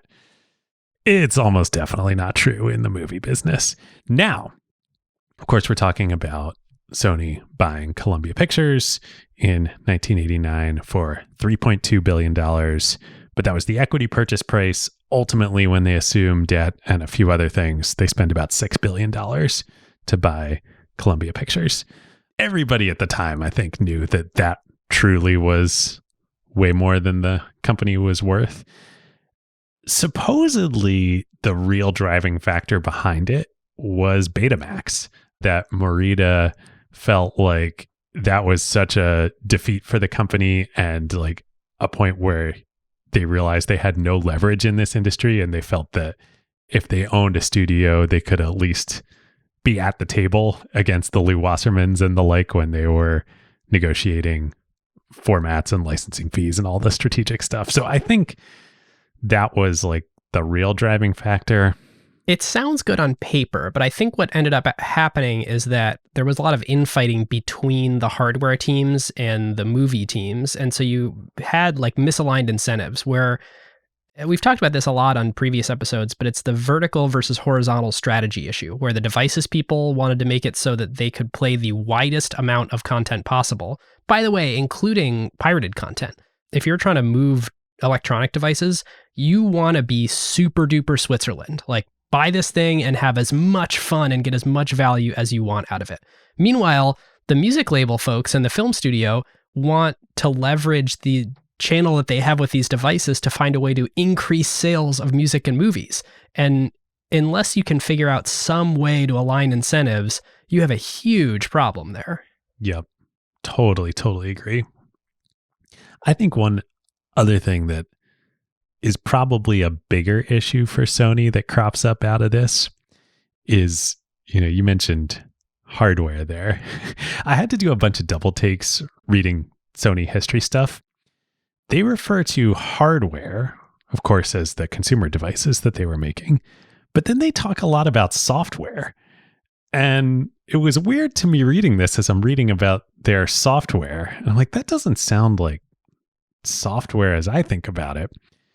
Internally at Sony at this time, they think of content as software, at least in what I was reading. And maybe this was different in Japanese, but they literally thought about, the music business, the movie business, and eventually the gaming business as software that would go on their hardware. Which in some ways, gaming is definitely the most credible. The closest. Yeah. To my mind, this is where the seeds are sown for Sony's demise in the coming decades after this. Was they just totally didn't get software. They didn't get computing. Like, in their view, consumer devices was computing, and like computers were this separate thing, and consumer devices would take over people's lives. And they didn't see that computers were going to take over people's lives. If you're watching the video version of this, we'll put up a stock chart. But if you're not, try and look at Sony's stock price over time and zoom all the way out. The company had an incredible run up through the 90s, got hit hard in the dot-com bubble crash, or at least around that same time, and then has basically been a turnaround story since then. And it's fascinating that even though from an enterprise value perspective, the company really has turned it around, these seeds that you're talking about, David, of being very good at hardware and still not really getting software still show up. Like these cameras that we're recording on, I'm pretty convinced that the Sony Alpha 7C will produce the most beautiful pictures of any camera in its class. You have to do a little bit of color stuff and whatnot, but like from a raw image off the sensor perspective, amazing. These cameras are incredible. But they are not fun to shoot with. It's not like shooting with a Fuji. And the menu system on these Sonys, like when you need to interact with the software on the devices, it is like, oh my God. It is truly torture. So frustrating. I think you really nailed it, where it's like they can make these fantastic devices. They're like the opposite of Apple. They don't know how to build fantastic software and services that differentiate their hardware. They just make great hardware. Yeah. And I think this point, in the late 80s, early 90s is where they set their strategy. And these were the last years of the original triumvirate of, so Morita has a stroke in 1993 that leaves him pretty incapacitated. Ibuka dies in 1997. Oga starts phasing towards retirement in the late 90s. But yeah, during this time, they set their strategy as hardware, meaning consumer devices, and content, which they think of as software, and the marrying of those two things. And, look, like that's not wrong. Look at the tech companies today, like content and tech is a big thing that they all do. But Sony's just missing that true software element. Yeah, I think that's right. It is interesting. One thing that they have smartly done is in recent years, and I know I'm flashing way forward, they have played the arms dealer strategy in the streaming wars. Like fortunately, we have not seen Sony Plus. We are seeing Sony decide, I think that they've basically done a first look deal with Netflix. So anything that comes out from Sony Pictures, Netflix, has the first opportunity for, but they also have signed a licensing deal with Disney for Disney Plus and Hulu too. So they're basically saying like, look, we kind of don't care who wins here. We know the content's going to be valuable, and we're deciding our strategy is not to vertically integrate like the rest of you. You look over at the morass of mess that is HBO Max producing movies with DC IP that is produced by Warner Media, that is owned by, who's Warner Media owned by at this point? AT&T? Yeah, that sounds right. I can't keep them all straight. Yeah. Like Sony's not playing that game, which I think is interesting. Yep. And they also are, where I thought you were going with this, they're playing the arms dealer role well with image sensors. Oh, yeah. But we have one more big story that we got to tell on History and Facts before we move towards the present day here. And I'm so excited for this. This, of course, is the PlayStation story. I kind of forgot that there's another big story somehow. That's like, Jesus, you're not done yet? I assumed that like everybody knew the PlayStation story. No, you were blowing my mind with every text that you sent me. Oh, boy. And I had a PS2 and a PSP, and I did not know these things. All right. How did the PlayStation come to be? So in 1989, at the end of the first golden decade for Sony, there is a senior engineer working at the company named Ken Kutaragi. And he's done great work on stuff like the early digital cameras, the Mavica, which was Sony's first digital camera, and on LCD displays, which are going to be sort of part of the next generation of televisions and consumer devices. Norio Oga loves him, thinks he's a rising star in the company. And Ken's daughter, around this time, they get her a Famicom, which of course is the Japanese name for the Nintendo Entertainment System, the NES. And she loves it. And he just observes her playing with this. And everybody at the time thinks video games and Nintendo systems are toys. And Ken kind of sees this like, I think this could be really big. I think video games could be more than just toys for little kids. Like, I watch how my daughter is so consumed with this thing, and I think it could be big, and I think Sony should get involved in this industry. Now, he's just an engineer at the company. He's not part of the management team. Somehow, and I don't know how, there's not a lot of firsthand history from Ken about this. Somehow, he connects with Nintendo personally. And he hears that from Nintendo that they are working on the successor system to the NES, the Nintendo Entertainment System, the Super Nintendo Entertainment System, the SNES. Classic, of course. Round the corners, make some purple buttons. Oh, so great. Ken's really excited about this. And he says, well, can I help? Can I work on it? Can Sony help? And Nintendo says, yeah, actually, we're looking for a really great sound chip for the device, an audio processor. Because all sounds in video games before were just, beeps and boops. Yeah. Yeah, the Super Nintendo had super great audio, like really good stuff. Huh. And Ken and Sony designed that chip that made it possible. Now, he doesn't tell anybody at Sony that he's working on it. And when it comes time to like actually, do the agreement and the Super Nintendo is going to ship, management at Sony is pissed. Whoa. Ken totally went around protocol here and essentially did this component engineering work for Nintendo, this toy company, making this sound chip. Kutaragi nearly gets fired, but Oga steps in and is like, no, like, I like this guy. He's great. And who knows, maybe this video games thing could become interesting. Let's see where it goes. He allows, CEO steps in, allows the project to continue. They ship the chip. The Super Nintendo becomes a huge success. It sells just under 50 million units worldwide, which is enormous, like enormous for today. That is a very successful video game console. Great new relationship for Sony. Things go along. Now, the Super Nintendo, as most folks listening will know, probably even younger folks, was a cartridge-based system. Literal game cartridges that you stuck into the system. Cartridges had some advantages, like there were, fast read times, instant load times. You didn't have any of this stuff you would later have with the PlayStation with loading times. But the downside to cartridges is you can't fit much data on them. And so game developers, especially developers who work with PCs and, PC-based systems, they're lobbying Nintendo that they want to be able to develop in the CD format for Nintendo as well. Nintendo's like, oh, okay, well, we've got this relationship with Sony. Let's work on a system together. This is amazing. They call up Ken. Ken's like, great, we can build an add-on for the Super Nintendo of a Sony CD drive that developers can then make CD-based games for the Super Nintendo with our add-on.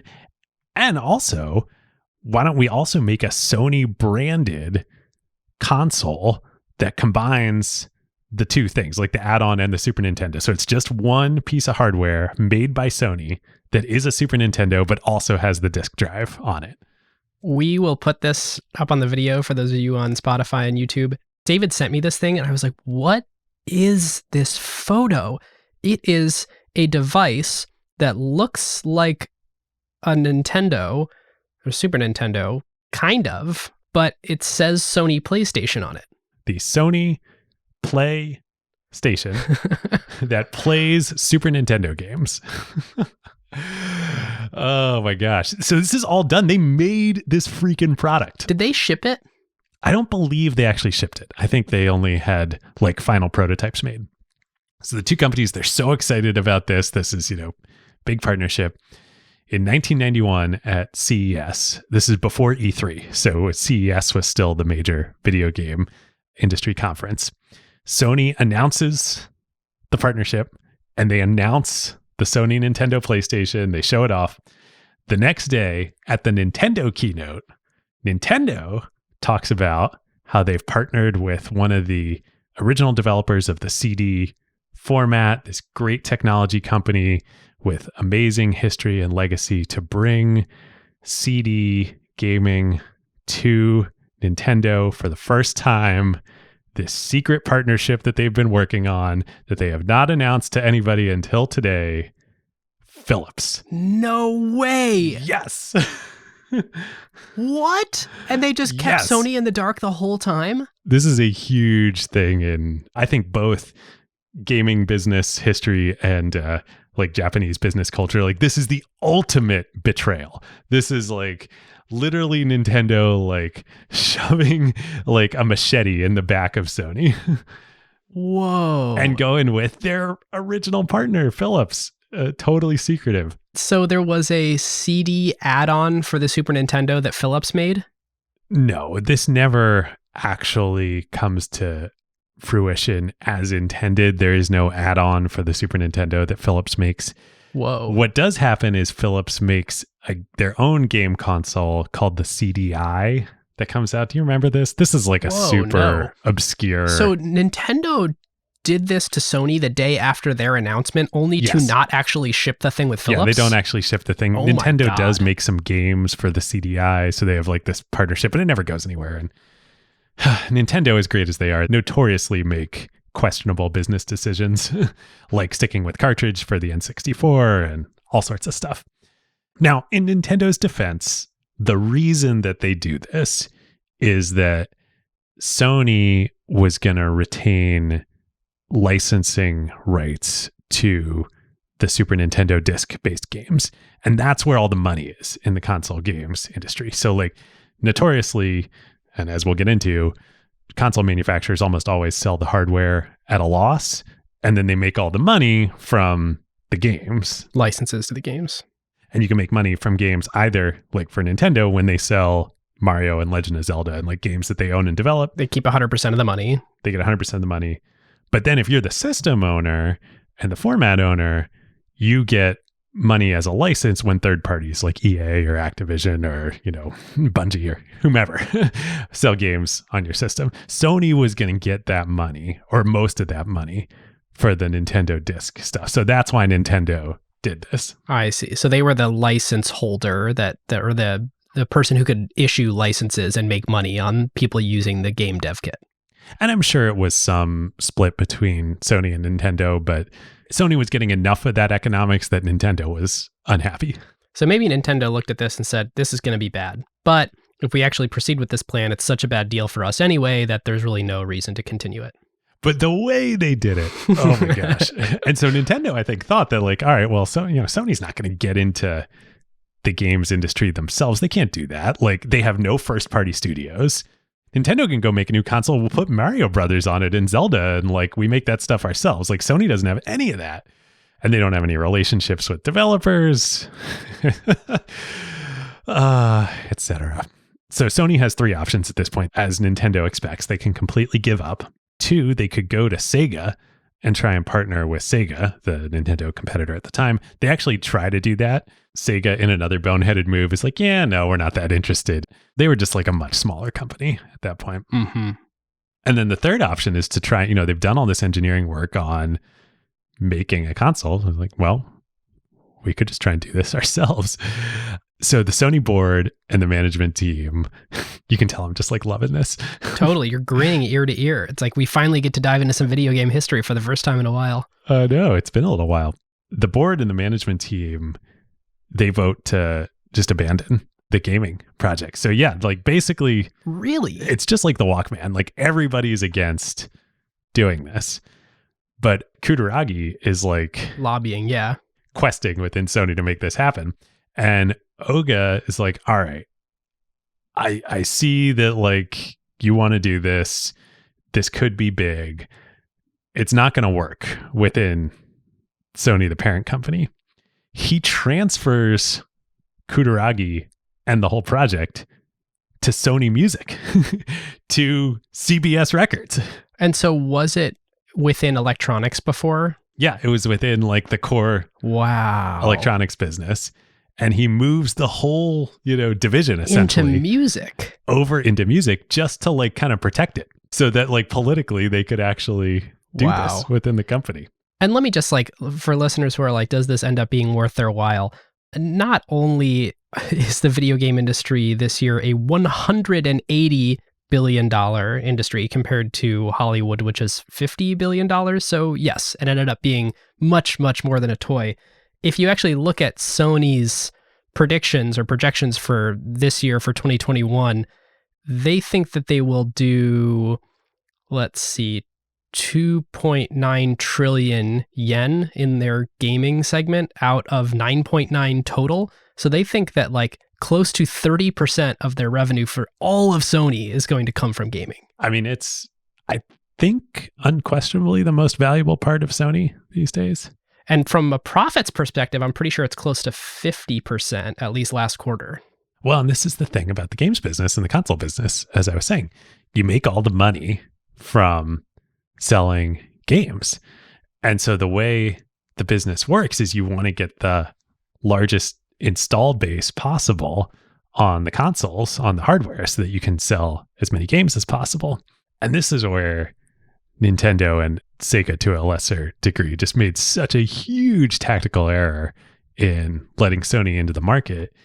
Sony had so much more financial resources than either of them, so they could afford to take much larger losses on console sales to play for the longer term game of getting as much software sales as possible. I mean, it's the ultimate venture capital bet, right? It's how much can we throw into a business that we think will have really high operating leverage, where we can cover all the fixed costs and then sort of pull up the rope behind us and then have amazing low marginal cost, high gross margin futures ahead of us, where we've sort of elbowed out all the incumbents. So the Super Nintendo, like I said, was this amazing success, hugely successful console, sells 50 million units in its life worldwide. The original PlayStation sells over 100 million units, and they win over all the major third-party developers to come over. How do they do that? There are a couple ways. It takes them a while. The early pitch is a few things. One, we're going to use CDs as the medium, so you can actually make the games that you want to instead of being limited to the cartridge format.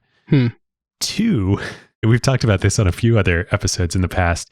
Nintendo, they had this relationship with Silicon Graphics. You needed industrial workstations to develop games for Nintendo. Oh. You couldn't just use PCs. You had to have really invest in a big chunk of hardware to build Nintendo games. For the PlayStation, it was all based on PC. So you could develop PlayStation games on PC. That massively opened the market.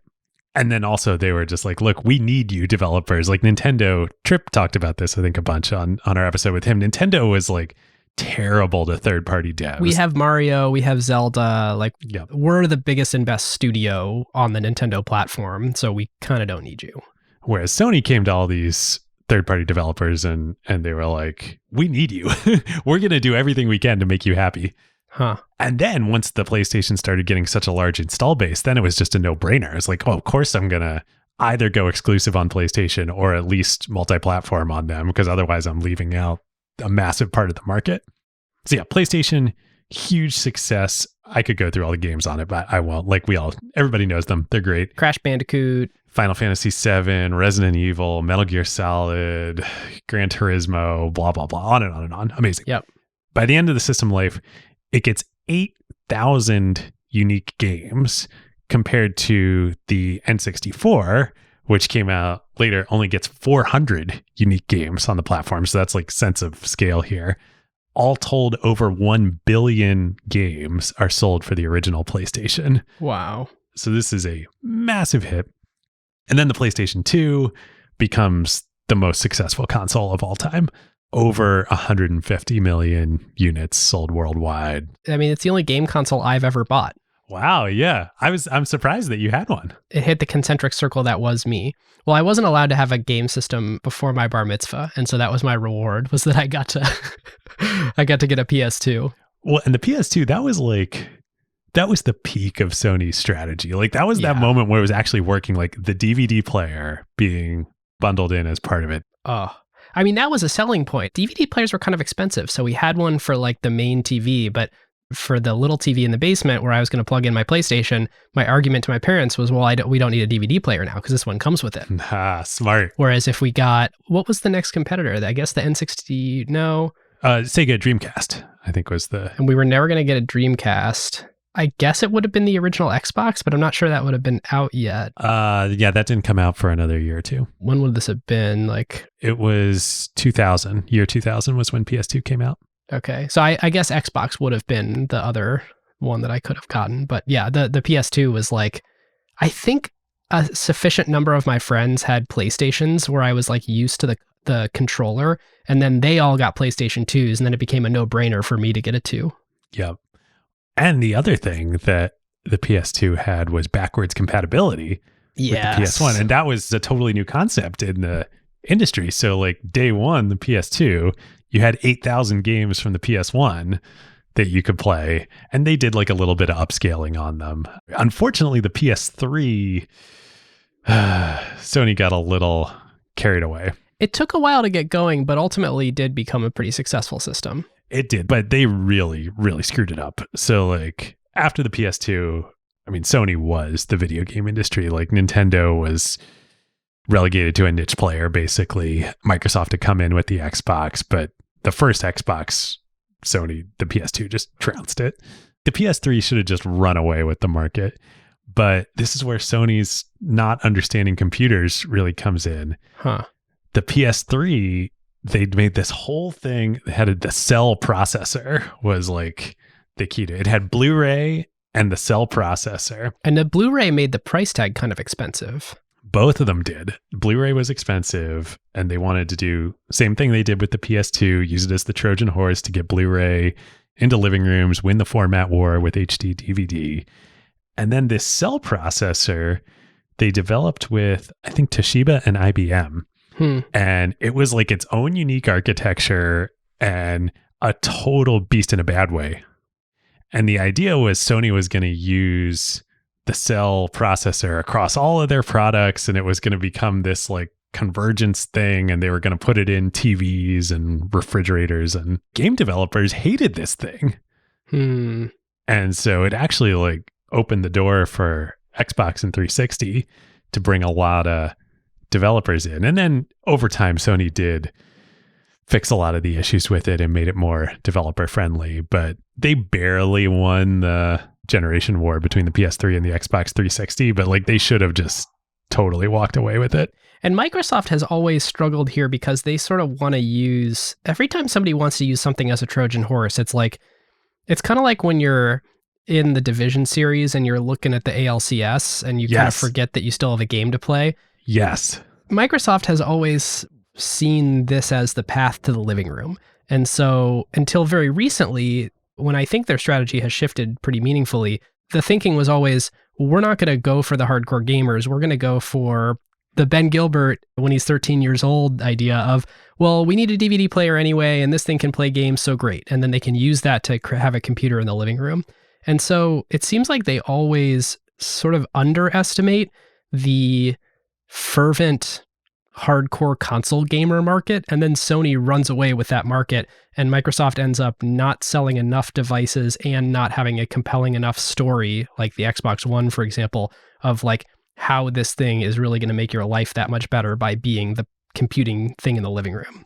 Yep. I think that is totally a fair characterization of Microsoft for many years. The irony is it's also Sony, right? Yeah.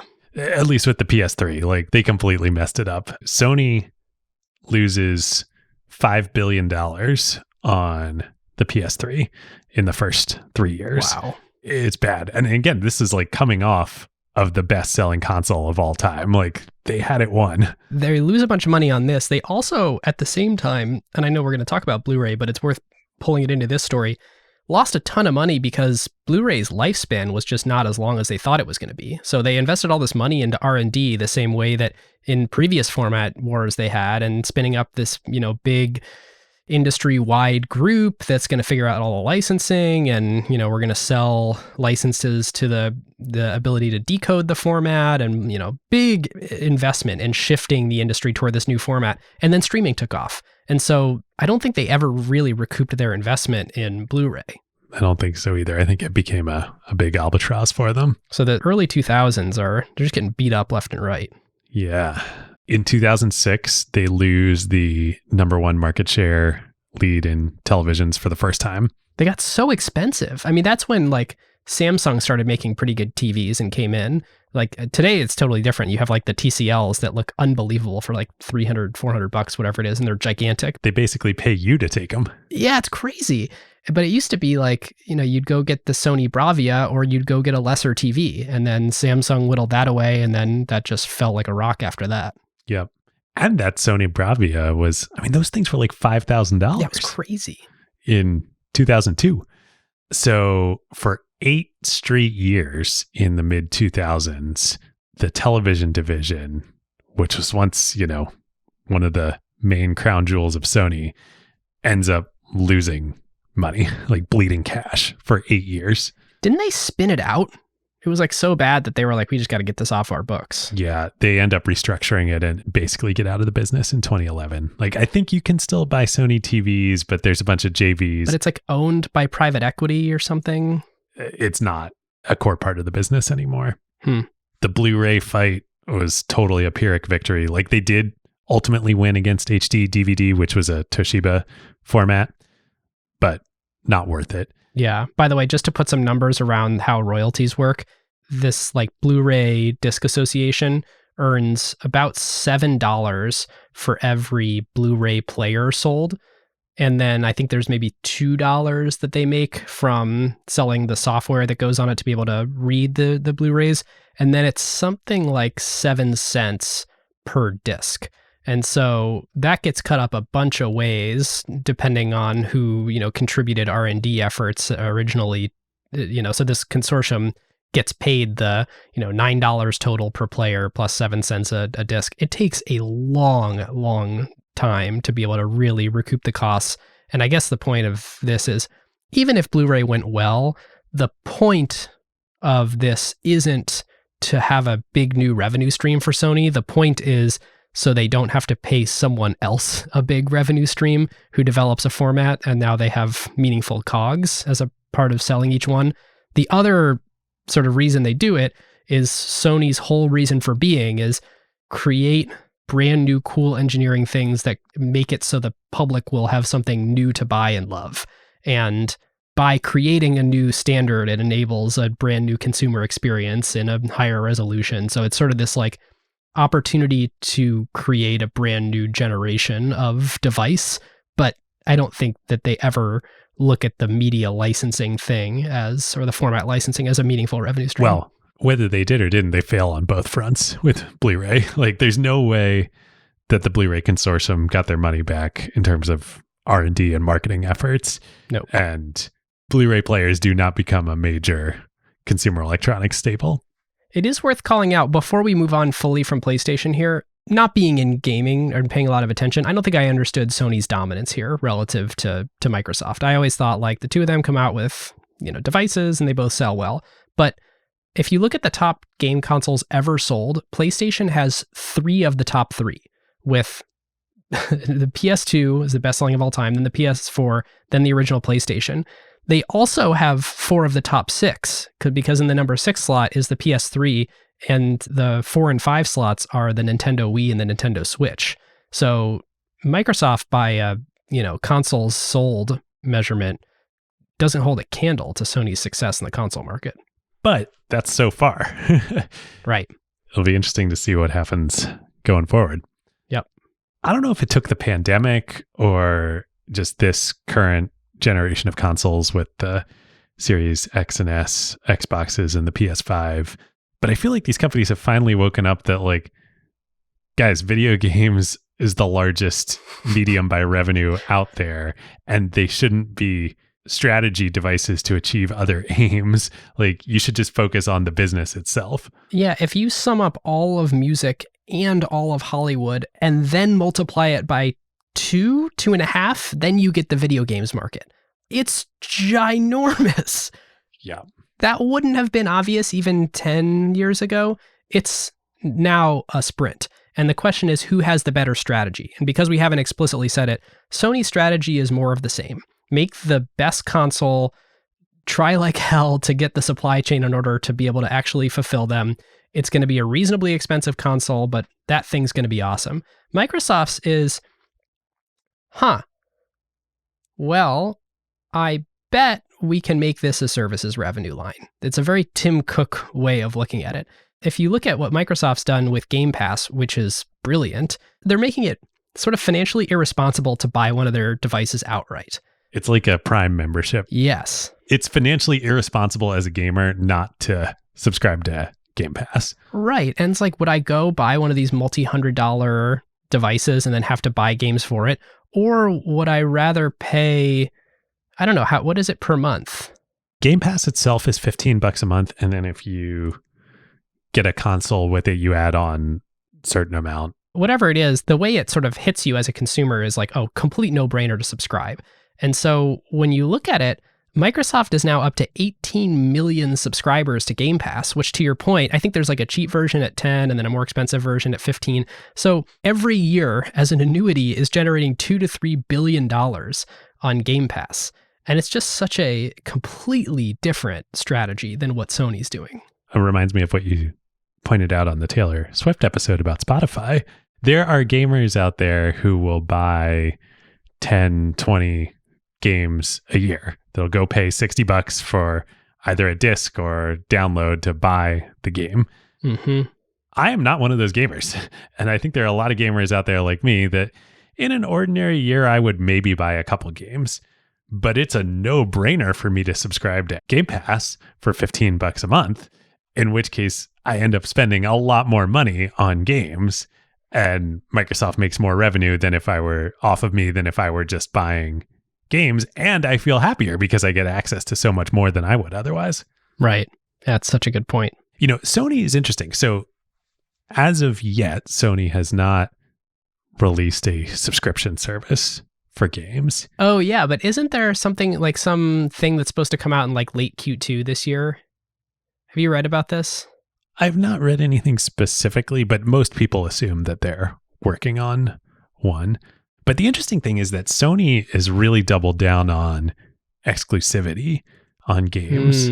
So they have both in-house studios and then exclusive agreements with third parties of like, if you want to play, I don't know, God of War or the latest Dark Souls game or something like that, like you're going to have to do that on PlayStation. Oh, interesting.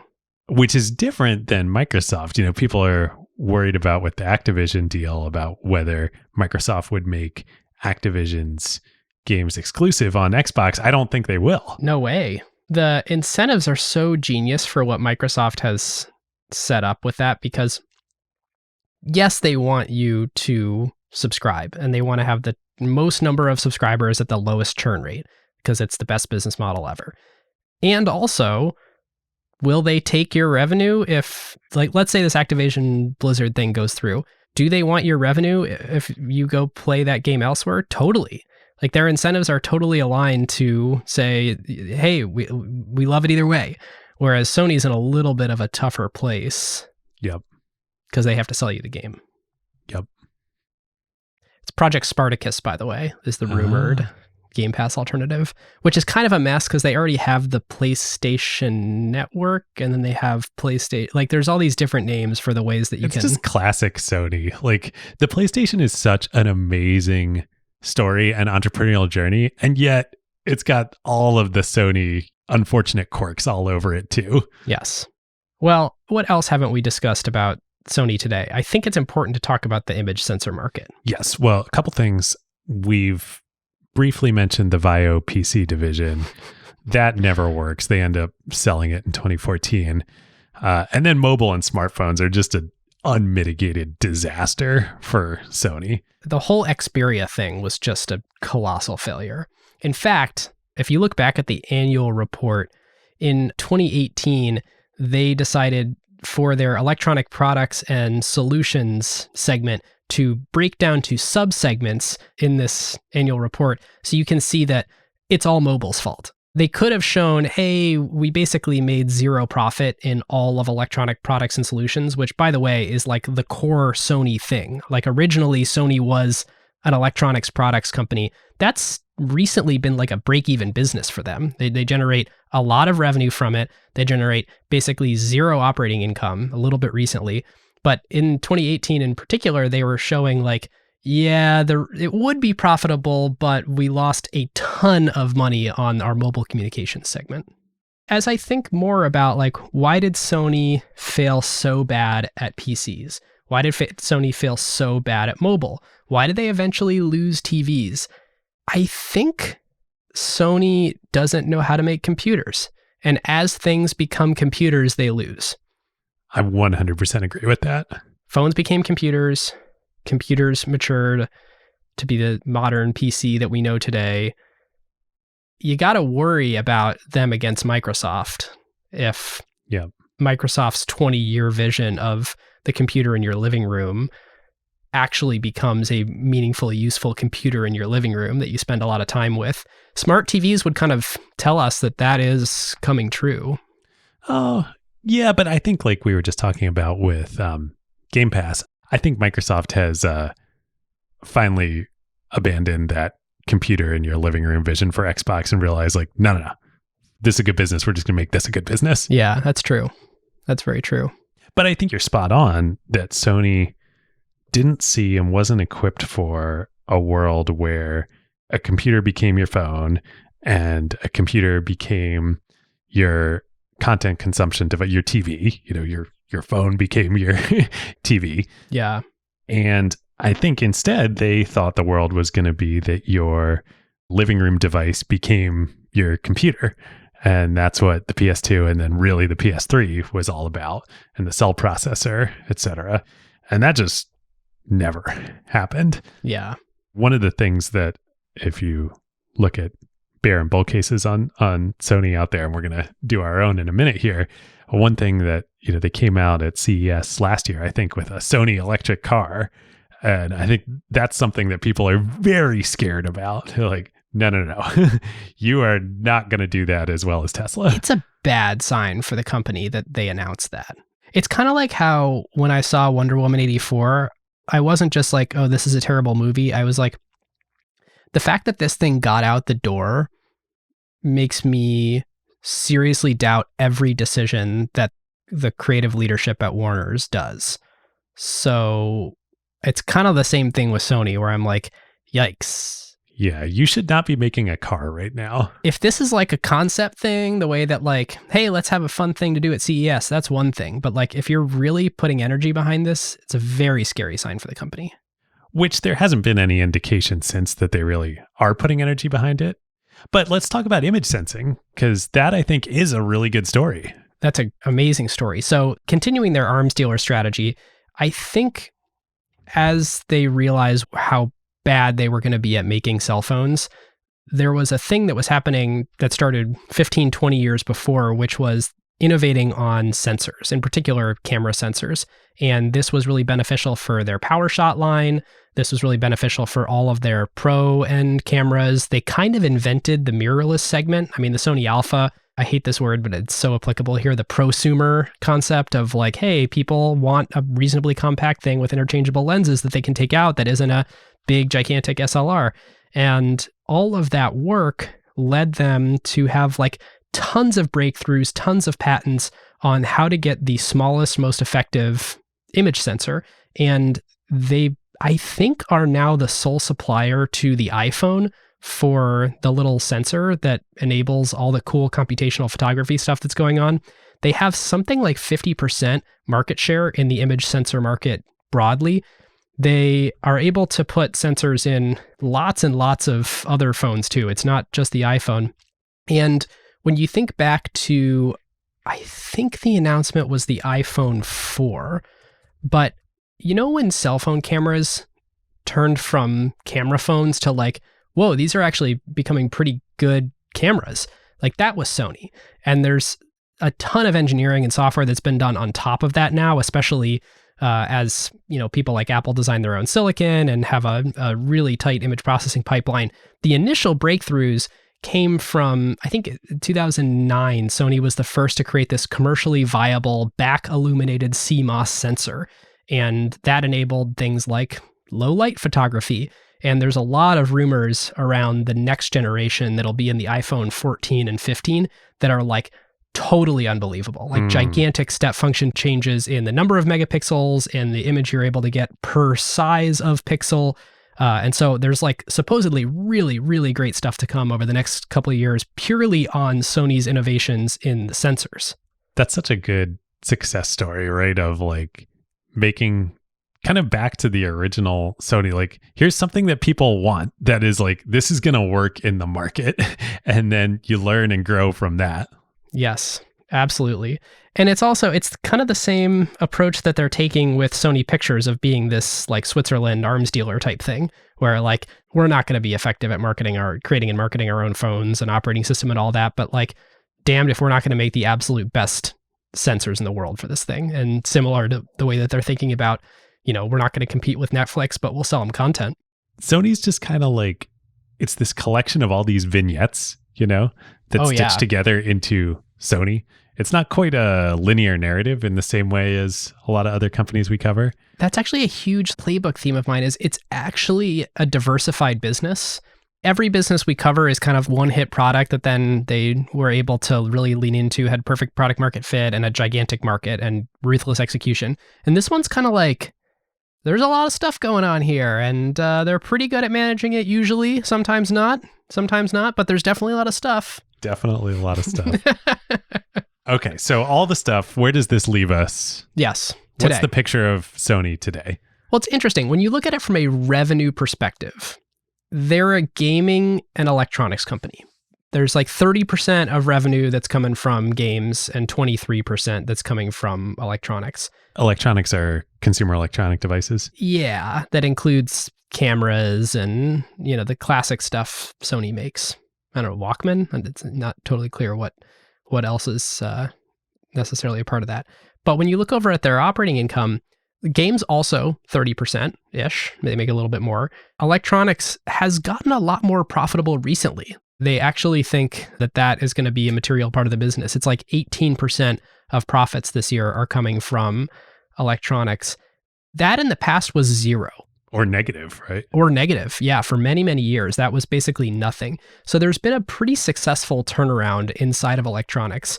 The emergent story, which is really interesting, is this imaging and sensors, which is now 11% of revenue and 14% of profits. Again, none of these numbers are that big because it's super diversified, but that's a pretty big market. They have half of it. So I think that's sort of the big story. If you had asked me 2011 to 2014, then the answer would have been everything's failing and the financial services is enormously profitable and is like half of their profits. And that's just like not really the case anymore. Maybe that's actually the best way to have business insurance. Besides Vouch, you should definitely do that to start. But the next thing you should do is start your own insurance company within the company to keep you afloat even when everything else fails. Yep, it's quite the hedge. So here's a way to explain how diversified Sony is. Out of all of their segments, games, music, pictures, electronics, imaging, and sensors, and financial services, there are 0 single-digit % business lines in revenue or profit. What a collection of stuff. Yeah, that to me is like, I was like, I should compute these things so I'm not just looking at them in yen. And as I computed the percentages, I was like, it is very, very diversified. Yeah. Like there used to be all these great blog posts that you could do about how it's really an insurance business under the hood, or, how the core business that used to be consumer electronics totally died. And that's just not the case anymore. An interesting thing to point out is within gaming, most of the sales are actually coming from digital software and add-ons, which is related to the PlayStation Network. Only like 10-ish% is selling hardware. And in the same way that Microsoft has reoriented their business model around, we got to keep selling people who like Xbox's digital stuff, Sony's realized that too. They just haven't changed their business model yet. Okay, so here's an interesting little aside that I want to take you down. So this year, Sony will do about $86 billion in revenue. Okay. Remember that number, 86 billion. Writing it down here. Over the last, 22 years, Sony has had an asset that has generated about $7.5 billion in revenue that we have not talked about on this episode yet. Do you know what that is? Ooh, I don't. That $7.5 billion would be the box office gross receipts for the Spider-Man franchise. Yes. Not even including home video, not even including, other licensing things around that. There is an insane story about why we're talking about Spider-Man and Sony when we've done so much wonderful discussion on this show on Marvel and the Marvel Cinematic Universe and Disney. And there's been close to 10 episodes dedicated to that world. And so while we were doing the Sony story, I thought we gotta link it in somehow. Yes. All right, what's going on? Why does Sony have Spider-Man? Okay. So, first of all, there's a great Planet Money on this linked in the show notes. You should go check that out if you want the real deep dive. Sony, as you know, has done a mix of good deals and bad deals corporately in their history. Marvel, before their most recent stint, mostly did bad deals, as we talked about on the Marvel episode. And this may have been the worst one that they ever did. So, starting around 2000, Sony approaches Marvel and says, we'd like to pay you $10 million for the film rights to Spider-Man. Now, Marvel had never done, the MCU wasn't a thing, Marvel Studios wasn't a thing. They didn't do the deal with Merrill Lynch to go take on a bunch of debt to start Marvel's studio, nothing of that. So they look at this and they're like, free money. Okay, free money. We'll get 10 million. That's great. I think they also were going to get 5% of the movie revenue. So Marvel's like, we get a licensing fee, we get some ongoing revenue. And I think Sony said, and we'll split the money that comes from Spider-Man toys that are sold specifically to the movie. And they look at that and they're like, that's probably all incremental. So great, let's do it. In some ways, that was a really boneheaded decision. In other ways, maybe they wouldn't have known to start Marvel Studios absent the gigantic success of the Tobey Maguire Spider-Man. But David, $10 million and 5% of the revenue is what Marvel gets out of this. So here's the insane thing. This is the deal that they signed that somebody, getting fired isn't enough for the criminality of this deal. Sony has the right to produce Spider-Man movies forever. Forever? Yes, in perpetuity, as long as they release one every 5 years and 9 months. So we can guarantee that there is going to be one Spider-Man movie at least every 5 years and 9 months. Forever. Yes, forever. And so this is why we got those weird Andrew Garfield movies right after the 3 Tobey Maguire ones where they told the same story again. And you were like, I never even bothered with those. It's like, why is this happening? Right. They had to produce and release them in order to retain the rights. Oh my God. You might say okay, well, how does it work now? Because we've got a new Spider-Man who, is the same in the Spider-Man movies and in the Marvel movies. Somehow he's back in the Marvel Cinematic Universe. So what happened there? Well, obviously Marvel really wants to have Spider-Man included in the Avengers. And they also decide that, well, can we make it so that the Spider-Man movies that are coming out are good and kind of tie in, that's maybe the same actor. It really should be kind of cohesive. And the people over at Marvel, they're artists. This isn't we're producing a movie just to keep a deal alive. They're not like Sony Pictures. They cut a second kind of bad deal. This is really interesting to pay attention to where the leverage is. They are saying, we will make the movies. We will make the independent Spider-Man movies. Mostly. It's going to be technically Sony's creative control, but we're basically doing the whole production. Let's keep the same deal where we only make 5%, but we're going to basically make the movies. And in return, you have to let us put that Spider-Man into the MCU. Wow. And so they cut that deal right before Captain America's Civil War, which is where they introduced Spider-Man.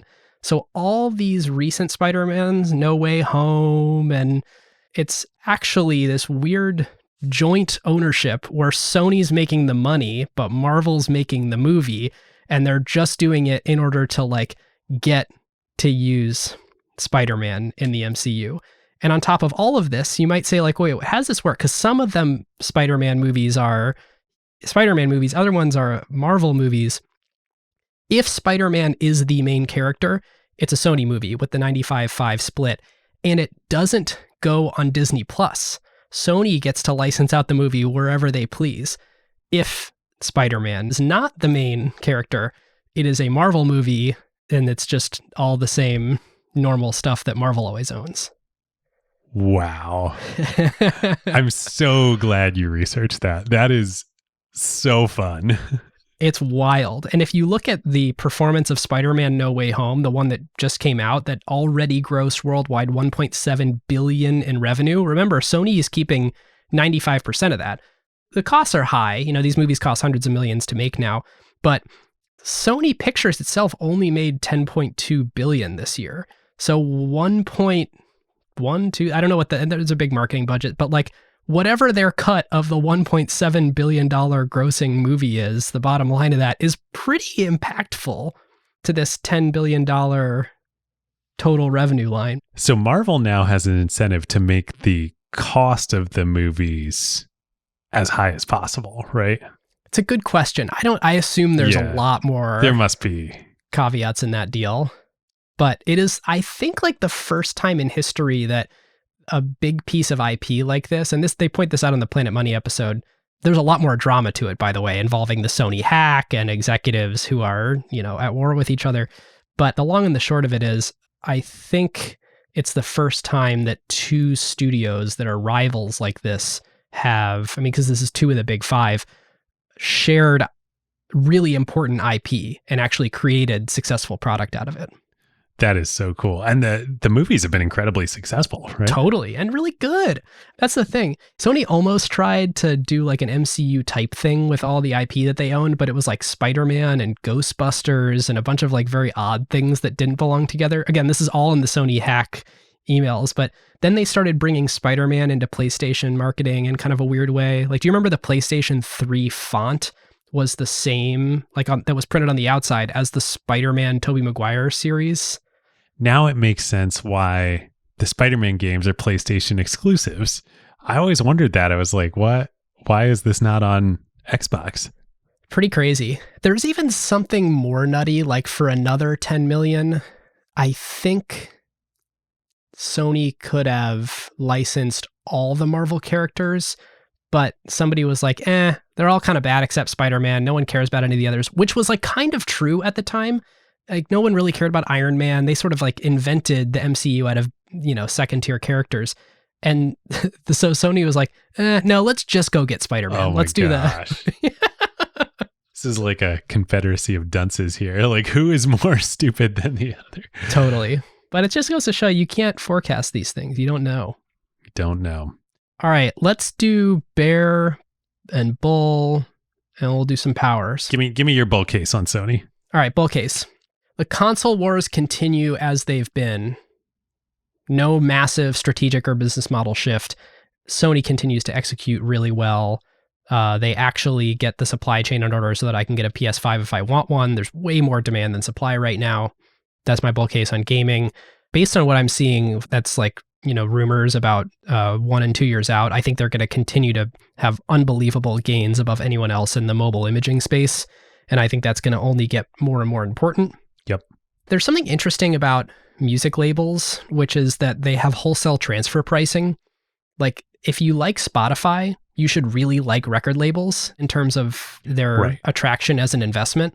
So I don't know, Sony Music, I think both revenue and operating profit is growing at like 50% a year. And, if a lot more people start streaming, then all of the benefit of all those people starting to stream and pay Spotify and Apple Music accrues to Sony Music and UMG. And, it's a pretty predictable, defensible business. I think even after doing the Taylor Swift episode, it kind of made me think the labels are an even better business than I thought. Like I was going into it thinking Taylor Swift is showing us that artists are going to go direct. And I kind of came out of it saying, unless you're Taylor Swift, it seems like record labels are going to continue making a lot of money. Yep. And so I think the fact that they own that and that's growing and seems to be run pretty well is impressive. And I think their diversity is a play to their strength thing here. If you're going to play the conglomerate game, go play it well. And they're playing it well. It really is a turnaround story.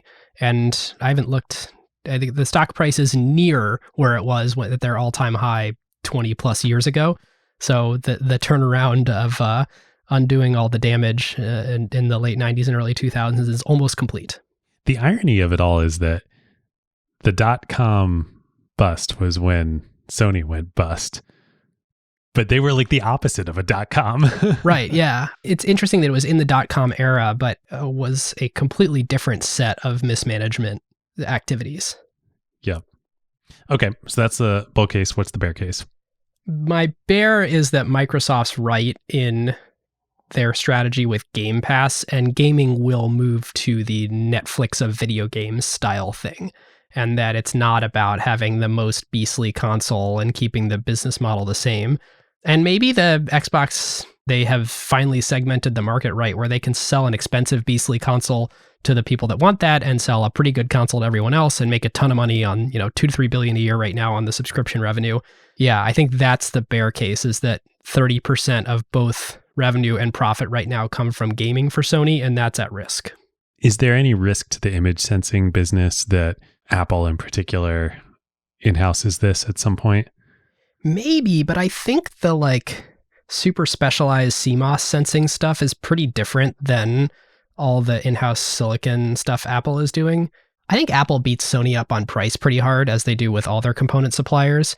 And so I think unless Apple feels like there's a 20-year bet to make, they're happy to keep, continue letting it play out as is. Sourcing. Yeah. And maybe they do. Maybe all the work they're doing in the image processing pipeline, they're like, nope, we need to own the sensor too. But I haven't seen anything to that effect so far. Cool. The other bear case is Sony is fully out of the business that they used to be in, where you go buy a bunch of Sony gadgets and put them around your house. Now they're like, we sell you a gaming system, and then we sell specialized stuff, or we're an OEM. And the OEM is either on the content side or on the components side, selling the image sensors to Apple and others. But it is a little sad to watch the original Sony kind of be done, other than maybe their camera line is probably the closest thing to what they were originally. It's just kind of hard to get super excited about anything in the future for Sony right now. Obviously, the PlayStation has been this incredible success, and I don't think Microsoft is going to completely take the market from them now or possibly ever. But yeah, the imaging sensing business, also incredibly impressive, but they're a component now. What would Ibuka and Morita be thinking about the current state of the company? I bet Ibuka would be excited about the PSVR too. Yeah. I think right now, this current generation, the Oculus Quest 2 is it's much newer than the PSVR, but I think it's massively outselling it.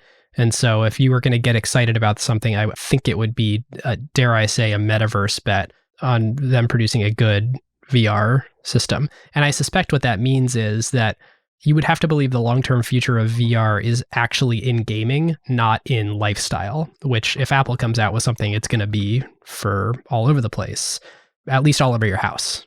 That's a good point. And with, sentiment about Meta and Oculus, yeah, there's a real opportunity for Sony there.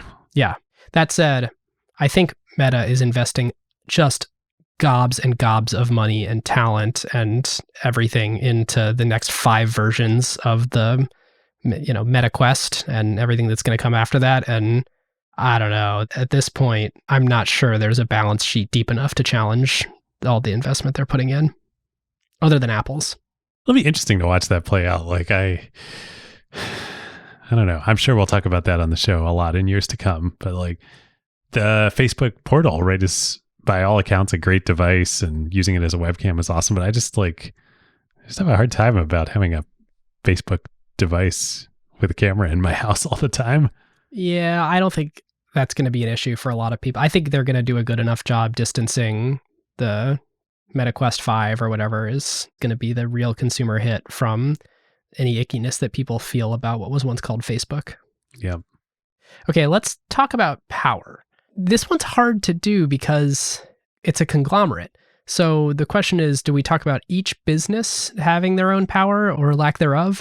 Or maybe let's first ask, does the conglomerate itself have an overarching power where it actually effectively leverages the ownership of multiple business to help those businesses versus competitors? I would say today the answer is no.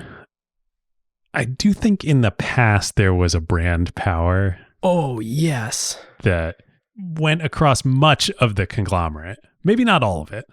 For sure. This is great. I actually thought you were going to take it there, and so I pulled this quote.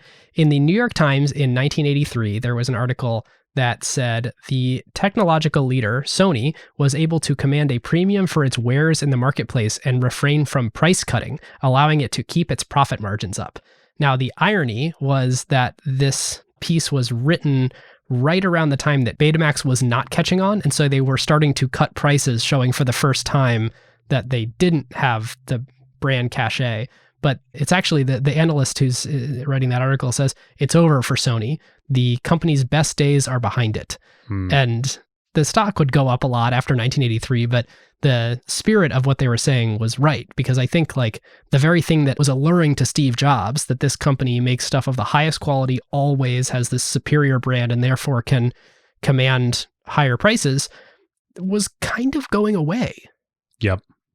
David, for the rest of the seven powers, rather than going through each of their individual businesses, is there one or two powers that apply to one or two businesses that jump out to you in particular today, where you're like, oh my gosh, this segment totally has this power? Well, it's interesting you say today.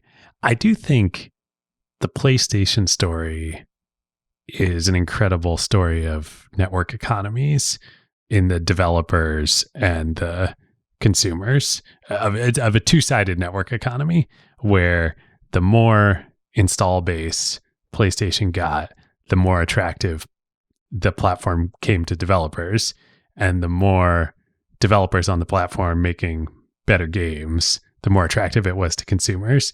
And just like going through those numbers and doing the research, like I anecdotally felt this as a consumer at the time, but like 8,000 games on the PlayStation versus 400 on the N64. And I had both systems and I loved them both.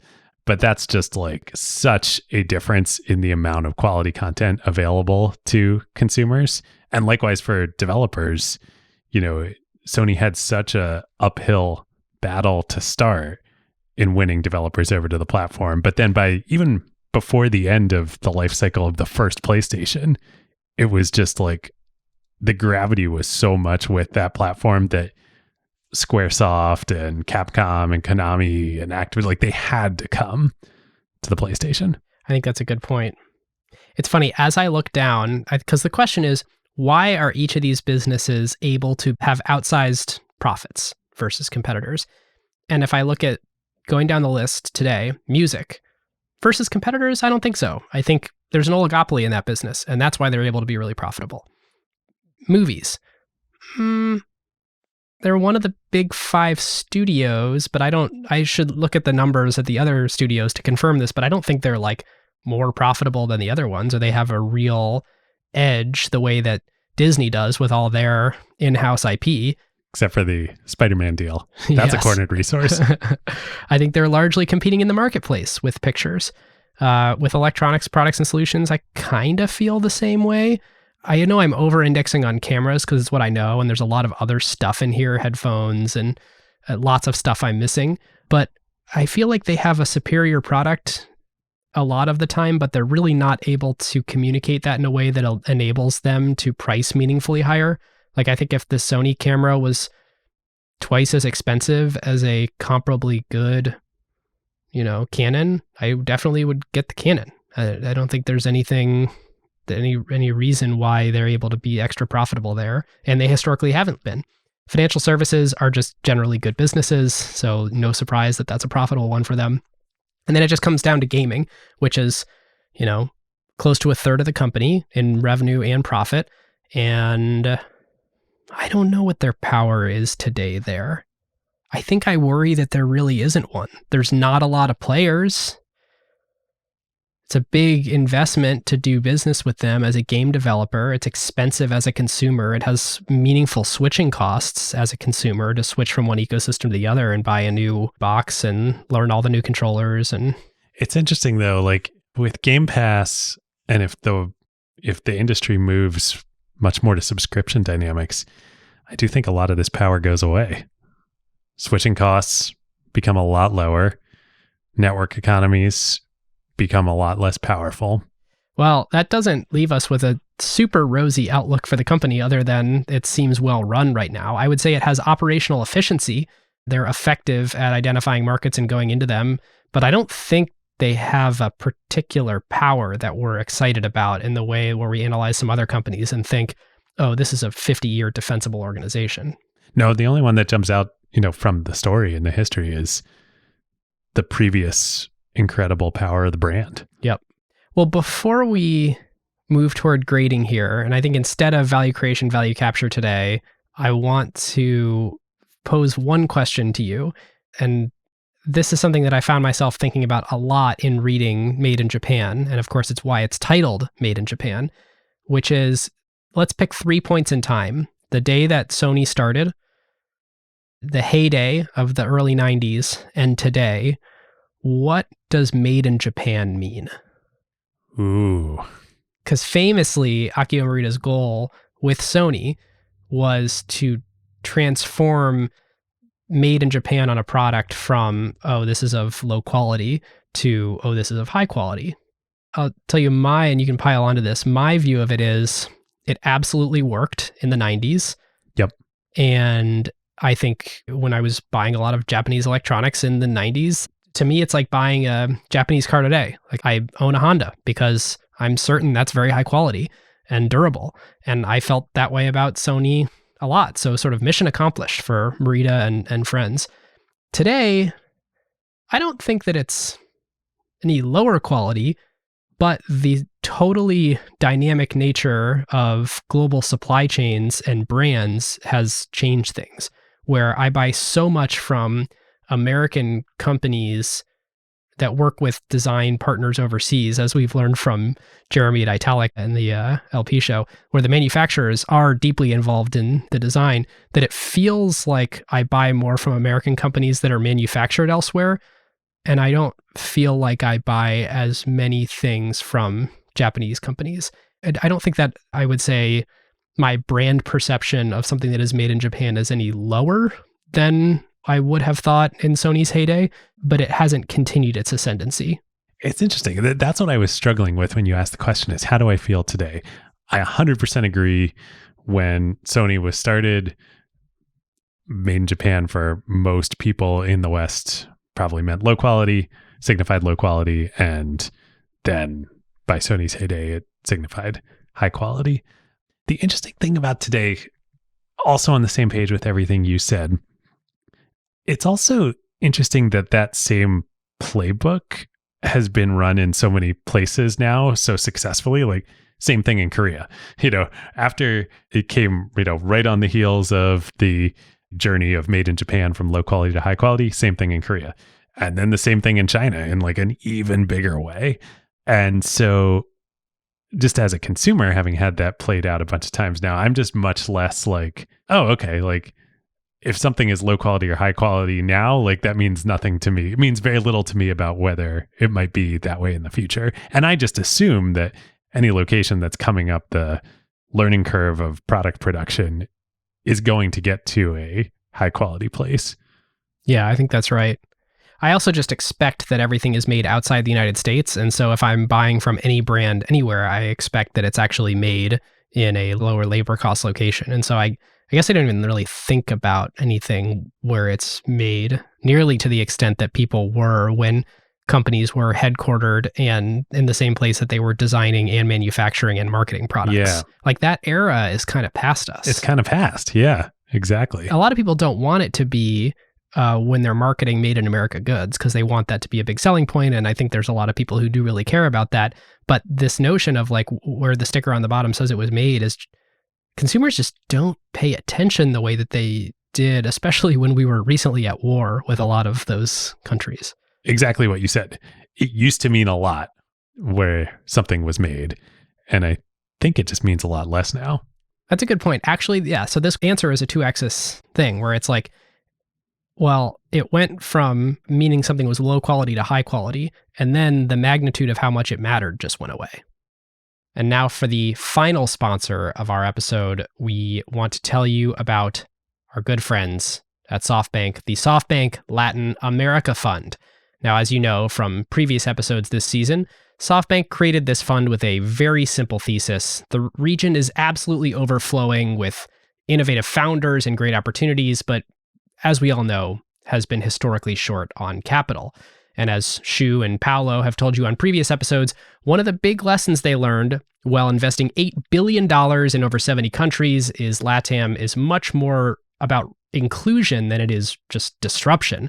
because the vast majority of the population is underserved in almost every single category, from banking to transportation to e-commerce, and similarly, businesses wildly underserved by modern software solutions. There is just so much to be built for businesses and people all across LATAM. A phenomenal example is portfolio company Vtex, a collaborative commerce platform.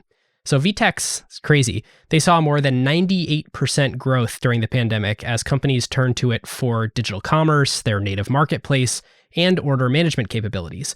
Today, Vtex powers over 3,000 online storefronts for global brands like Walmart, Coca-Cola, Nestle, and wait for it, David, Sony. What? No, come on. Yes. You made that up. No, I did not. True. I did not. That is in what they sent me, and they didn't even know Sony was going to be this episode. They had no idea. It says a lot. That's awesome. Yeah. I love that. Vtex was also recently named the world's fastest growing e-commerce platform. So just wildly impressive growth before and during the pandemic. This is just one example of how SoftBank is partnering with founders and bringing the capital and expertise that they need to help build the future in Latin America. Now, if you're considering what's next in your career, whether you're an operator, you want to be a founder, you're in Latin America, maybe you want to invest in Latin America, you would be wise to get in touch with Vtex, with SoftBank Latin America Fund, with any of the folks we've talked about on any of these episodes.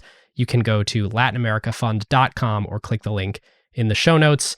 And our thanks to SoftBank Latin America. It's so great what they're doing there. I mean, what a massive opportunity. And they really were the first to come in a big way and to play $8 billion of capital into this opportunity. Like, it's such a great story. Okay. So grading, you can choose to have another way to grade this one. But I wanted to draw a fun comparison. So in 2004, there were two consumer electronics companies that both had a market cap of about $30 billion. So this is after that big Sony crash. They both had pretty thin net income margins of around 2 or 3%. So neither's really making a lot of money. Sony's obviously one of them. Sony grew to an impressive market cap of $150 billion, and that's about where they sit today. And they grew that piddly net income margin to 13% today. So they're generating income.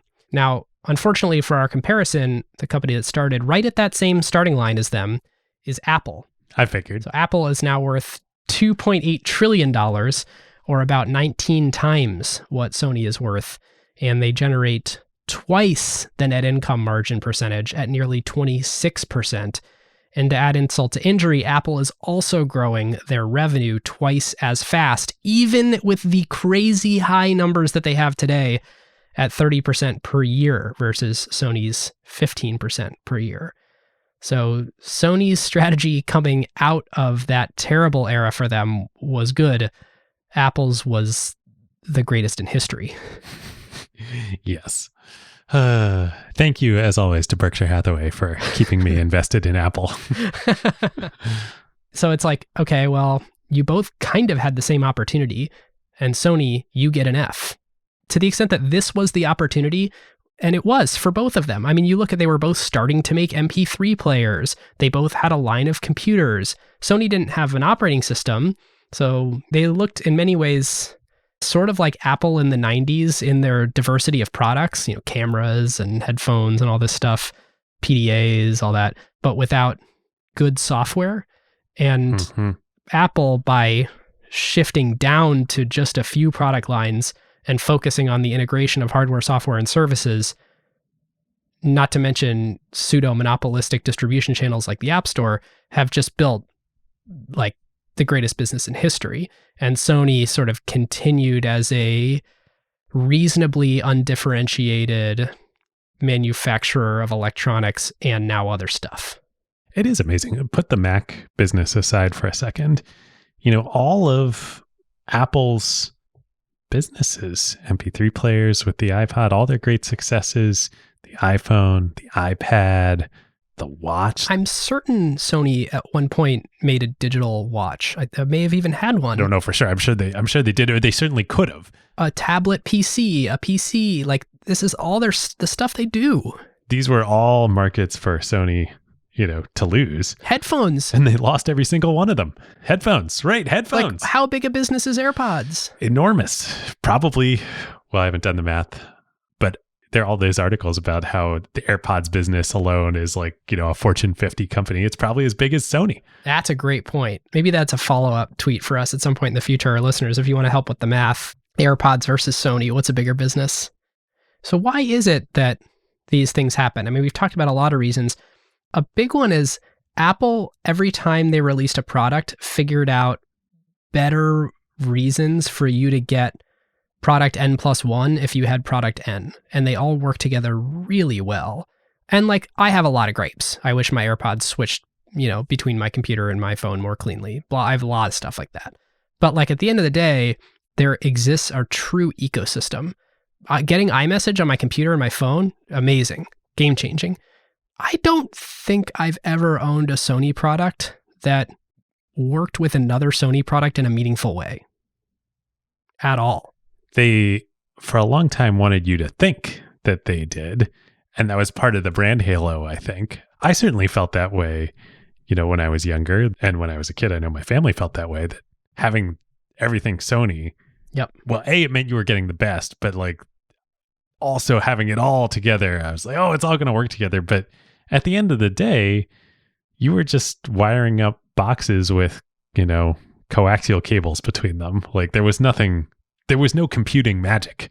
There was no software magic there. So in some ways, this like recent era, and I think we should grade the other eras of Sony too, but this recent era where they grew their market cap from 30 billion to 150 million, it's kind of a bummer to call that an F, but given the opportunity that was in front of them, and we kind of have the counterfactual with Apple of like what the other opportunity looks like from a company that was modeled after Sony, it's a pure F. There's just no way you're net 2.8 trillion less of value. I mean, I guess an F would be like Nokia or something like that. Yeah, that's right. I guess that was positive. It didn't go to business, so sure. Maybe it's a D. They're still alive, right? Yeah. Oh, they only 5x'd their really big business over. It's probably harsh to call it an F, but. All right, I'll say F is extreme. We don't do enough, C's and D's. I'll go D. How do you think about other eras? I'm hard pressed to think of anything except A, maybe an A+ for the initial era through the heyday. Like coming out of World War II with every card in the deck stacked against the company and the country to then build one of the most respected brands for quality around the whole world and a true innovation for decades. Ibuka's founding prospectus, to create a place for engineers to work in the joy of their pursuit of technology and, benefit to society. That I think was probably Sony for decades. Yep. An incredible story. It's hard not to call it an A+ coming out of World War II in Japan, the whole run all the way up to the mid-90s. Just astonishing execution. This may have been a timing coincidence, but really, the run was over when Oga finally stepped aside, and he was the last link to the original days. Yeah. The original founders. It's weird, right? Because it's very un-Japanese, but it is not a multi-generational company. Yeah. It is unlikely to be a 15-generation, 400-year dynasty. And maybe it will, but it just won't be meaningful in those latter, really after the first generation of founders. It's a company in the world. I mean, frankly, it's the second largest company by market cap in Japan. So it's an important company in the world. They're one of the three majors. Like everything I said at the top of the show, their dominance across, or at least top three in many important categories is still true. And yet, I don't think anyone's really looking at them and saying they're the innovators of tomorrow. Nope. It's like somehow both of those can be true at once. Yeah. I feel strange coming to the end of this episode, We could just make it never end. Right. That's an acquired theme. But it's not often, on this show where we get to the end of a story and we're like, that's mediocre at best, in terms of where we are right now. Yeah, well, we just don't tell the stories very often where the brightest days were behind them. Yep. Well, who knows? Maybe folks at Sony will listen to this, and there's plenty of other criticism in the marketplace on them too. Emotionally, I do feel like their best days are behind them. rationally, they'll probably make more money in the last 10 than in any other 10 before it. But the way that we're sort of trained to analyze these companies is, are you going to continue growing at 300% a year for the, or like even Apple only grows at what, 30% a year, only 30%. Microsoft's only accelerating in their 45th or 50th year of business, whatever this is. Right. Amazon, any of these companies. But we do have faith that those companies are going to come out with the next innovative platforms. And, we're excited about those. The way that we're talking about the Apple headset, we are not talking about the Sony headset that way. Yep. All right. We've beat the horse. Should we do some quick Carve Outs? Yes. Let's do Carve Outs. All right. I read an awesome article called How All This Happened by Morgan Housel. Ooh. And I cannot recommend it enough. It is a fascinating look. It is another story that starts in World War II and comes to today. And it's basically a look at the plight of the economics that consumers experience in America. And it talks about everything from, housing booms to people's debt load over time to the rise in people buying stuff, like hardcore consumerism and the national tenor of people's feelings toward all these things throughout different decades. And it winds this wonderful story sort of explaining how we got to where we are today as a society economically. That sounds like right up the Acquired Families alley. Yes. And it's shorter than you think. It's a long piece, but it's shorter than you think based on the way I just described it. Ah, that's so great. And Morgan's just such a stellar writer. I mean, you can't go wrong reading any of his stuff. All right. I have a very apt carve out for this episode. I'm very excited about it. I've been waiting a long time for. You know what it's going to be, don't you? I don't. It feels gaming related. No. Well, maybe in tangentially. Finally took delivery of the Model 3 that I ordered months ago. It's awesome. It's so great. It's just like, we test drove the Polestar, Volvo's electric Model 3 competitor, and we looked at a few other things. And at the end of the day, gosh, it's just so good. I feel like the Tesla brand and the experience and all about it is just like Sony back in the 90s.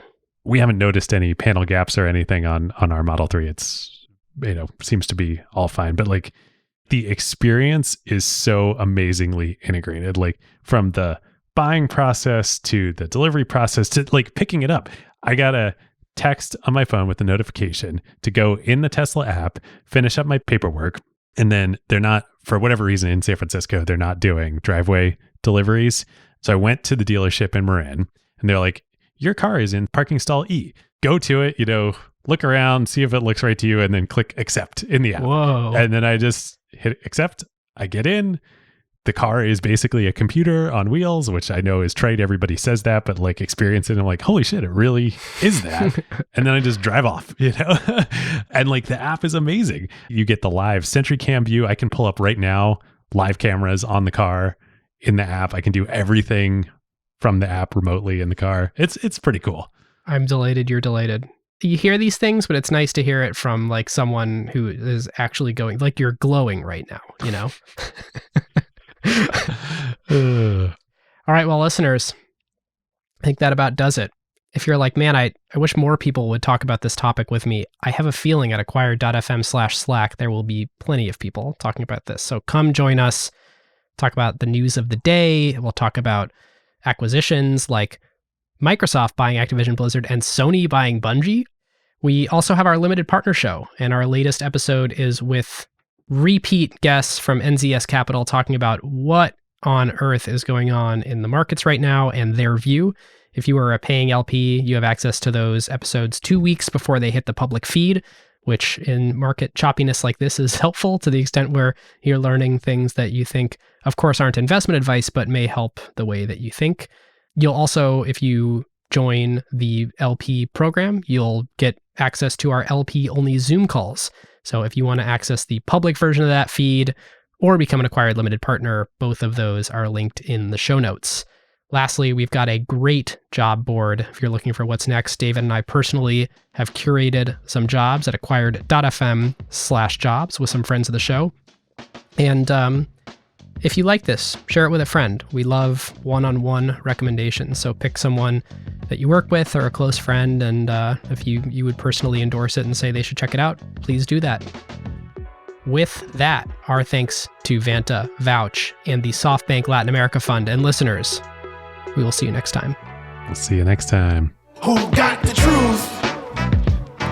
Is it you? Is it you? Is it you? Who got the truth now?